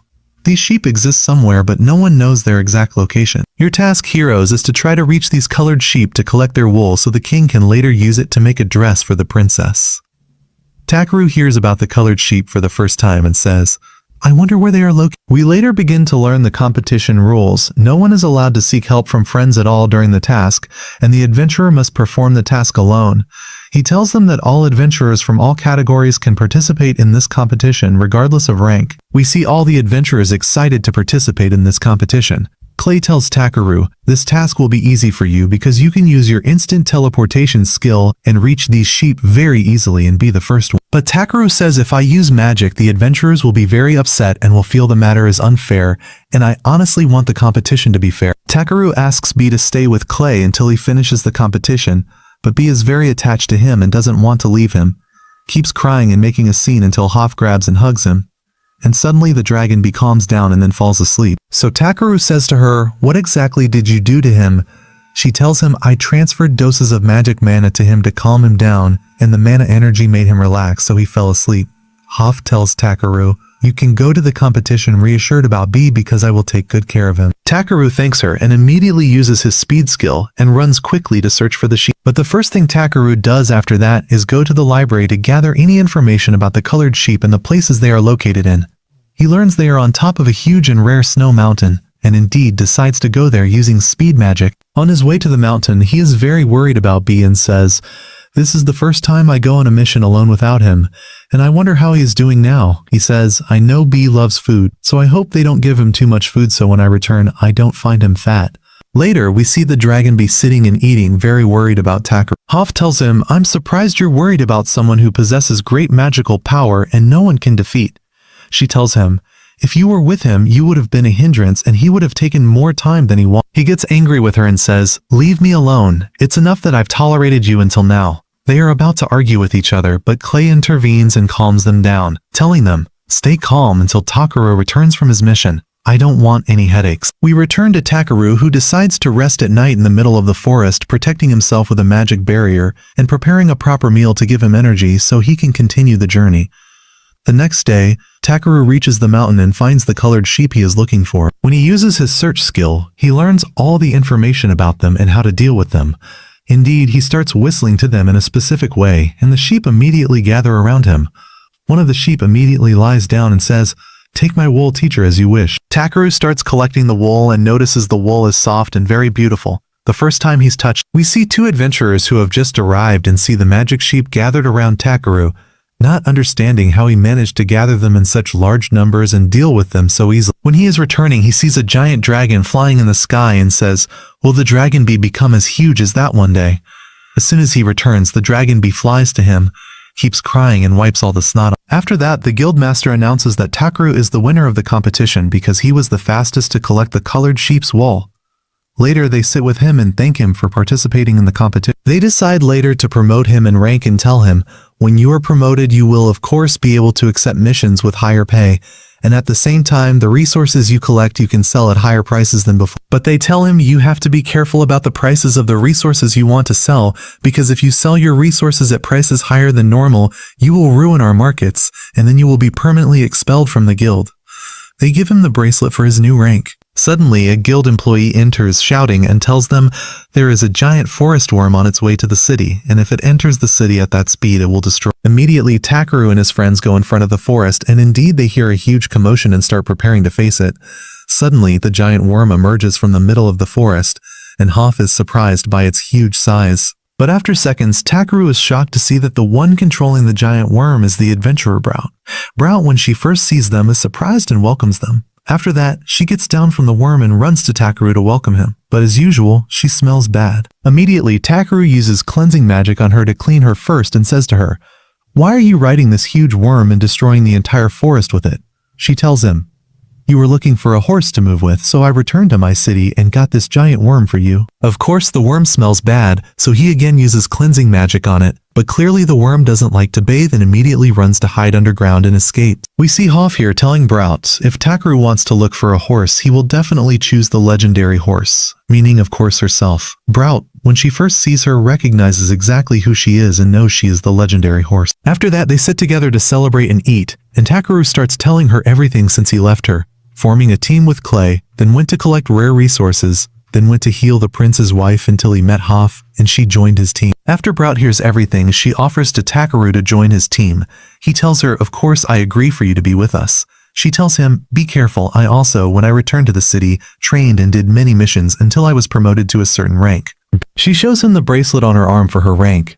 But strangely, Hoff is not interested at all in anything Brout says and feels that Brout has a secret inside her, or something she is hiding and doesn't want to tell anyone. Brout here tells her that Hoff is right and asks Takeru to help her look for her sister. We learn that her sister was the priestess of their village and was forced into marriage, but she didn't accept it, so she left their village and ran away. What bothers Brout is not that her sister ran away. What bothers her is that before she left, she didn't tell her anything or even say goodbye before leaving her. Brout tells them her sister set conditions for marriage and that whoever wants to marry her must bring her the rare white horse. So they decide to help her and go with her to the elf village to bring her sister back and look for her. On their way through the forest, Brout tells them, "I can make a shortcut through my magic, and it will take us to the elf world quickly, but we must enter the forest so no one notices the magic I will perform." Hoff here tells them, "Leave this matter to me." She transforms into horse form, and the three of them ride on her and fly quickly into the forest. As soon as they enter the forest, she immediately performs an incantation from a black magic circle and tells them, "As soon as you touch it, you will immediately enter our world." As soon as she touches it, she disappears immediately. Later, we see Clay and the dragon bee touch it, and they also disappear. Hoff is surprised here by the magic circle Brout made because its color is black, and she feels there is something strange about it. She tells Takeru, "Are you so confident in her?" She tells him, "You have to be very careful because I feel something is not normal." After that, the two of them touch the magic gate and disappear, arriving in the elf world. Takeru is surprised that the world looks very strange and beautiful, but strangely, all his friends are in a mess upon arriving in the elf world. He decides to use cleansing magic on them. But before using his magic, we see a group of arrows shooting at them. Immediately, Takeru uses magic and creates a magic barrier to protect them from the arrow attack. Brout here, when she catches the arrows, recognizes they are from their village. Suddenly, two elves come and say, "We felt something strange in our teleportation gate, so we thought there were intruders, and we didn't expect you to come with them." Takeru starts thinking about Hoff's words and feels she was right when she told him not to trust Brout completely. We continue our story and see one of the elves standing with his guards reading a message carved on the ground, threatening the entire elf race that they will be eliminated and exploited to serve other races. We return to Takeru and his friends later and see the guards threatening Brout and saying to her, "How did you bring strangers here to our kingdom?" Brout tells them, "The people with me are not strangers. They are my friends." She tells them, "I brought them to help us." They tell her, "It's not your right to make the decision yourself, and you know the laws of our kingdom well. Strangers are strictly forbidden from entering." One of the guards stands up insulting them, calling them evil. This angers Hoff greatly. She goes outside the magic barrier and says to him, "Do you mean me? You call me evil?" She says, "Since you call me evil, let me show you evil myself." Immediately, she transforms into her legendary horse form. When they first see her, they know she is the legendary horse. After that, Hoff uses lightning magic and electrocutes them all. Later, we find them sitting on the ground, apologizing to her after, of course, their hair stood on end from the electric shock they received. They tell her, "We didn't know who you were, and we're very sorry." After that, Takeru approaches them and introduces himself, telling them, "I am an adventurer," and shows them his rank. He tells them, "The people with me are my friends, and we come in peace, not in..." The guards apologize to them for the last time and welcome them, telling them, "Come, we'll show you our world and invite you to our home." On their way through the forest, Takeru is very amazed by its shape because it contains strange magical creatures and birds he sees for the first time. But Hoff at that moment feels something strange and tells Takeru, "The magic mana present in this forest is not natural and is full of strange magical elements."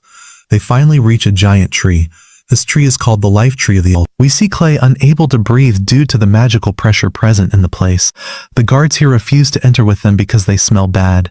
Immediately, Takeru takes out his magic staff and uses his cleansing magic on everyone present and cleans them. They are surprised that Takeru's cleansing magic is very strong because the magical pressure present in the place lessened and Clay managed to breathe normally. After that, they learn there is a very large palace inside the Tree of Life where the high elves and nobles live. Of course, this shocks them because it means Brout is one of the nobles but was hiding it from them.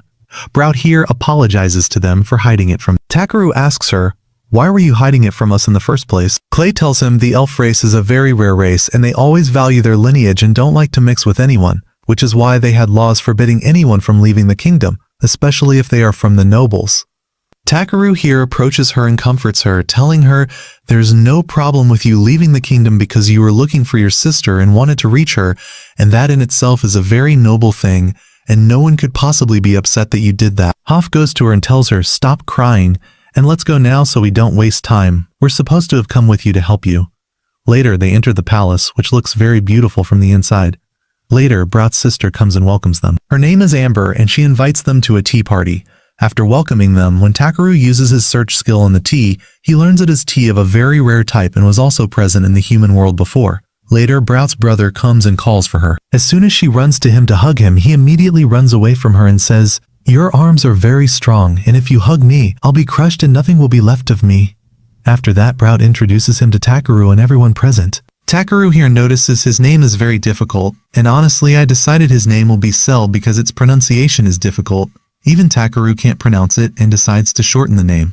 Later, Cell bows to Hoff and says, "I can't believe the legendary horse queen is here in our kingdom. We should have been informed so we could prepare a proper reception for you." When Cell goes to greet Takeru, Takeru notices he is very short and his hand is small, so Cell tells him, "I don't want you to be afraid or worried. We the elf race are a rare race, and among us, some are small in size."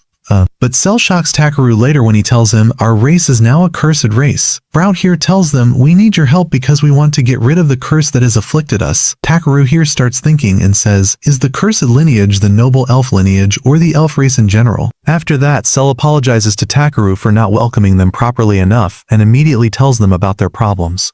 But Takeru doesn't care at all and says, "It's nothing." Takeru asks him later, "Why is the magical energy present among you so abundant and its pressure much higher than normal?" Cell is surprised that Takeru could sense the magical energy present among them and tells him our energy has increased greatly in the last year. He tells him, "Is there something bothering you about this magical energy?"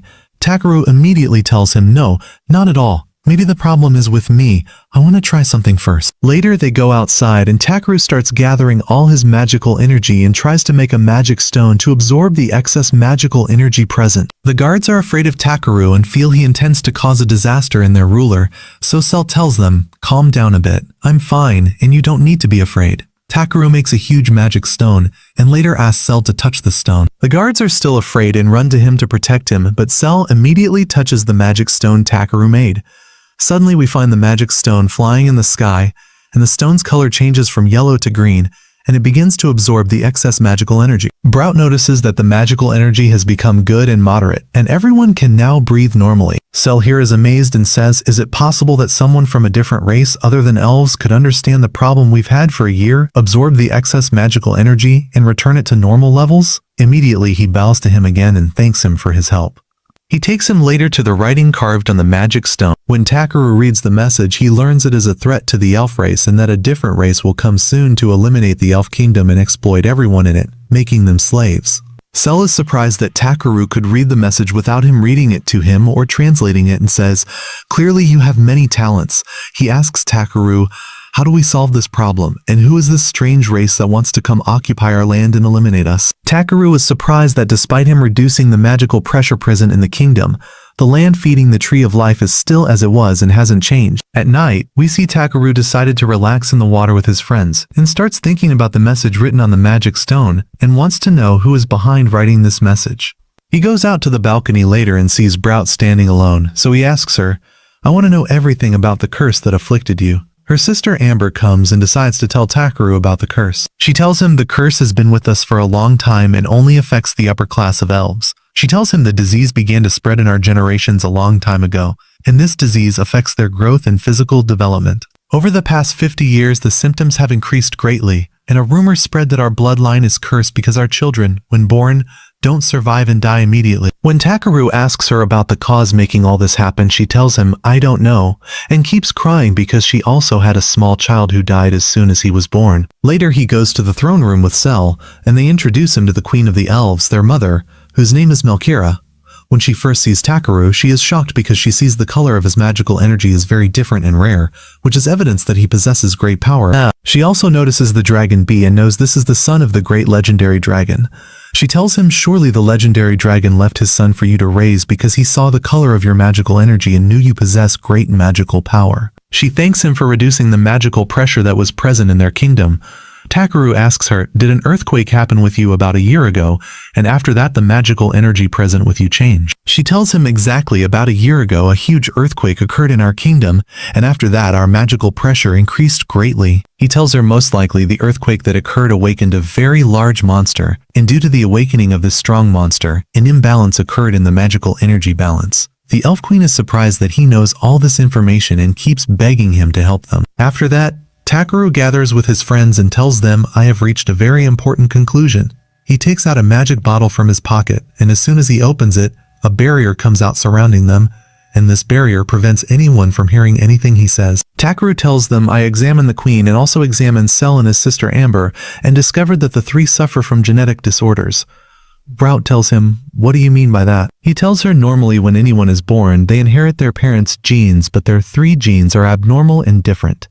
When he asks about the person married to Brout's sister, she says the one married to her is one of their relatives. So he learns that the upper elf class is not cursed or anything, and the problem they have is due to inbreeding because they care greatly about their race and don't like to mix with anyone. But he tells them in the end that someone played with their genetic genes, and in short, Takaru means that one of the upper elf class has different blood, and is the reason for changing their genes. Brout is very happy that her family is not afflicted by a curse or anything, but the idea of convincing the upper elf class to marry from other families outside the upper families will be very difficult and requires someone with a strong personality to convince them. The solution, of course, lies with Hoff, since she is the legendary horse that they greatly respect and consider an important symbol to them, but Hoff refuses to get involved in this matter or talk about it. Takaru begs her to help them solve the problem they have. Hoff tells him, "I agree to help you, but on one condition only, that Takaru makes me a very delicious meal, and this meal must be of potatoes with butter and soy sauce." And we continue our story and see Prole crying from joy and saying, "Finally, there won't be any cursed children like me anymore." Then Huff says to her that there's no need to cry and come on, let's look for the person responsible for all this, and we are here with you to help you. And we see Hufu flying and searching for a river named Arena River, because it's highly likely the person responsible for all this is there, and Takro, Prole, and Clay are waiting for her. And when she returns to them, she hasn't found any information at all about the location of the Arena River. And Clay tells them that maybe due to the high magical pressure present here, we can't determine the river's location or know exactly where it is. So Takra tells Prolate that we must gather information through the guild and asks her about the guild's location, saying, "Is there someone there we can She tells him, "Yes, we have a very large and famous guild named Deimos, and surely there is someone who can help us and tell us any useful information." And Clay tells Takro that the Deimos Guild is one of the most famous guilds in the world. So they decide to go there to look for any information that can help them. And they arrive later in front of the guild, and Clay starts talking to Takro, telling him some information about the guild, saying it is famous as the Phantom Guild because this guild is isolated from the world and doesn't like to interact with us much. And Takro says this is a good chance for me to go in and ask them about the rare resources present in this world. Maybe I'll find things I haven't seen and start collecting them and benefit from them. And when they enter, they look for someone there to ask, and the guild leader, whose name is Sarah, appears to them and welcomes them all. And when she sees Prat, she runs to reassure her and says to her, "I was very worried about you when you left the Kingdom of Alaf, and it's good that I've been reassured and seen you again." After that, Tekro and Clay go to the wall where missions are posted and find many uncompleted missions, and most of the missions available are resource gathering missions. he finds a mission to collect cost mushrooms, and this mission is of B rank. So Sarah approaches him and says, "You've chosen a very beautiful mission because these mushrooms taste sweet even if eaten raw. And of course, food is the most important thing for Takro. So for him, the mission to collect these mushrooms will be of the highest priority to try their taste." And Sarah tells him that these mushrooms grow in a very distant cave, and what's special about them is that they glow in the dark. But the problem with the cave where the mushroom is located is that the magical pressure there is very high, which is why most adventurers withdrew from carrying out this mission. I've been to that cave before and I have no problem guiding you to its path. So Takro gets excited and says this is a chance to go to the cave named Kido to look for these mushrooms. And maybe we'll find information there about the arena river we're looking. And at night, we see Takro preparing magical drinks, and B asks him about these drinks. So Takro says, since the magical pressure there is high and the place is dangerous, these magical drinks will definitely benefit us. The next morning they meet Sarah, and Takro is surprised by the very large number of requests specifically for collecting cat ear mushrooms, so he tells her, "Don't worry, we will complete all these missions very easily." And before they leave, she says to them, "You don't need any help or equipment to assist you during your journey." They say to her, "Don't worry, we are ready and have everything with us." And after that, they fly towards Kido Cave, and of course Prole guides them on the path because she knows it. And during their way to the cave, Takro notices that the magical pressure has started to rise significantly. He takes out the magical drinks and decides to give them to them. So they ask him, "What are these drinks?" He tells them, "These drinks will protect you from the high magical pressure when we reach Kido Cave." And as soon as they arrive near the cave, they are surprised by a very large number of monsters lying dead, and they don't know the cause of their death. So Prole decides to examine the matter herself, and as soon as she approaches the cave entrance, she is surprised that she can't breathe and the magical pressure is high. And Clay too, when he runs to catch up with her, also can't breathe and feels that they are both choking. So Takro immediately uses purification magic to reduce the magical pressure around them, and after that he tells them, "Before you enter the cave, use the magical drinks I gave you to protect yourself." And as soon as they use them, they are surprised that the magical pressure around them has disappeared and the air has now become normal. And they later learn that the monsters they saw dead outside died due to the high magical pressure present near the cave. And at that time, Takro worries about Huff entering with them, so he says to her, "I'll tell you what, stay outside now until we enter and explore the cave." She says to him, "Don't worry, I won't be affected by anything," and immediately transforms, shrinks herself, sits on Clay's shoulder, and says to him, "I am protected now in the magical shield you gave." And they enter inside the cave, which is literally dark, and Takro uses light magic to illuminate the place. And Prolate tells them that the place is very complex and you might get lost, so it's best if you stay close to me because I know the way well. And Prolate says the place has changed from the last time I was here, and suddenly, while walking, they find a strange insect they see for the first time. And Prolate is surprised because it's the first time she's seen this insect. And when she tries to approach it to see it, the insect attacks her with a burning sting, but she quickly dodges it. So they all start to be cautious because they don't know what this insect's attack style is. But the Shako teacher is when he looks behind them and finds a very large number of these insects behind them, and they begin to surround them. After a while, we see the insects surrounding them from everywhere, literally, and immediately one of the insects attacks Ro, so he immediately charges his hand with magical energy and gives it a very strong punch that sends it flying. Then we see another insect attacking Clay, but with one strike from him he finishes it off. And after that we see the dragon bee using fire magic and setting a large number of them on fire. And Takro feels that there is no solution for them now except to fight. But Prolette tells him there is a way out and you must come after me now, and immediately jumps over an insect and says to them, "Come on, let's run quickly from here." And they start running, trying to find a way out. But the insects keep chasing them and don't leave them at all. So Takro says, clearly there is no solution now except to fight, and asks Clay and Prolette to stay close to him. And he immediately activates a strong magical incantation and creates a barrier. This barrier, as soon as it approaches the insects, literally destroys and annihilates them. And due to the power of this incantation, it changes the structure of the cave they are in and creates an opening in the ceiling. And after that, they decide to take a rest, take out their sandwiches and chat and keep eating.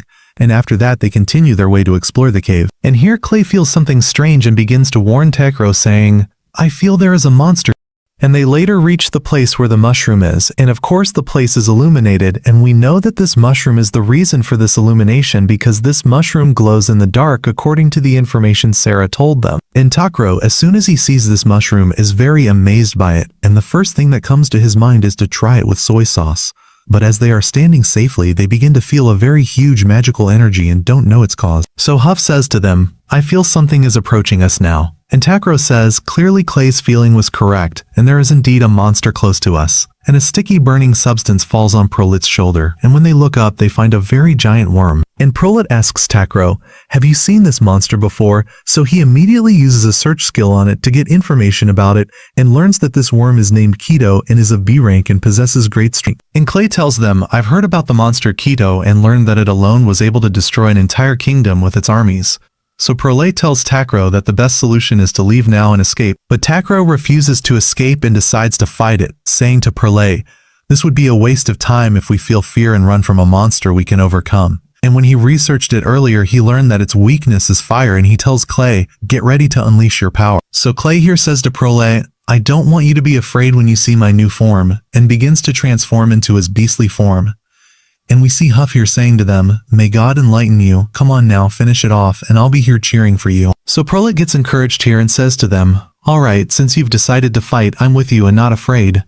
And Takro begins to activate some magical incantations on them like speed and protection skills, so they can fight this beastly worm. And immediately the dragon bee launches an attack and uses fire magic on it, but the fire magic enrages this giant worm, and it immediately releases many tentacles and keeps attacking. And Clay takes advantage of its distraction attacking B and tries to attack it, but it senses him and releases other tentacles and ties him up. So Clay says to it, you think you can hold me like this? And immediately cuts off its tentacles and says to it, my body is now made of steel and no strike affects it, and says to it, not you, nor 10 like you can defeat me. And immediately the two of them attack each other, and with his spear he manages to cut through its armor. But Prolet says that the attacks of B and Clay aren't affecting it directly, and Takro is surprised how it can attack them and determine their locations even though it doesn't have eyes to see with. But he notices the sensors on its head and says that surely these sensors are a replacement for its eyes, and says the only solution to defeat it is to cut off its antennae. And Prolet immediately tries to attack it to cut the sensors on its head, and at that time Takro uses fire magic and casts an incantation in the air like this to distract the worm until Prolet can jump on its head, and immediately with the dagger she cuts off its antennae. And they notice that after cutting off its antennae, its movements have become and the dragon takes advantage of the opportunity and attacks with fire magic again. But strangely, the fire magic is extinguished immediately, and Takro realizes that the fire is being extinguished due to the great moisture present on its body. And the only solution to get rid of this moisture is to use salt. So he immediately takes out a strange flask filled with salt and throws it on the worm, and its body indeed begins to melt. And Clay immediately with his spear attacks it with a strong strike until he finishes it off. After that, they continue their way, but suddenly Huff says to them, look above you like this. And when they look up, they find a very large number of this worm's eggs on the cave ceiling. And Takro says we must get rid of them quickly before they hatch and later turn into the same size as this giant worm. But Clay tells him that these eggs have already started to hatch. So immediately, Takro uses the search skill to know their weakness, and indeed their weakness is strong sunlight. So he asks them to close their eyes and then activates the sunlight incantation, and indeed the great power of the light is able to melt these eggs and get rid of them. And after they finish with all the eggs, they are surprised by strong winds coming at them, and here Huff says to them, I feel its energy, and says to them, this is the energy of the King of Darkness. And we see a strange being or person like this, his eye is glowing, and we don't know exactly who this is. I wonder how Takro and his friends will deal with him. We will of course know this in the final episode.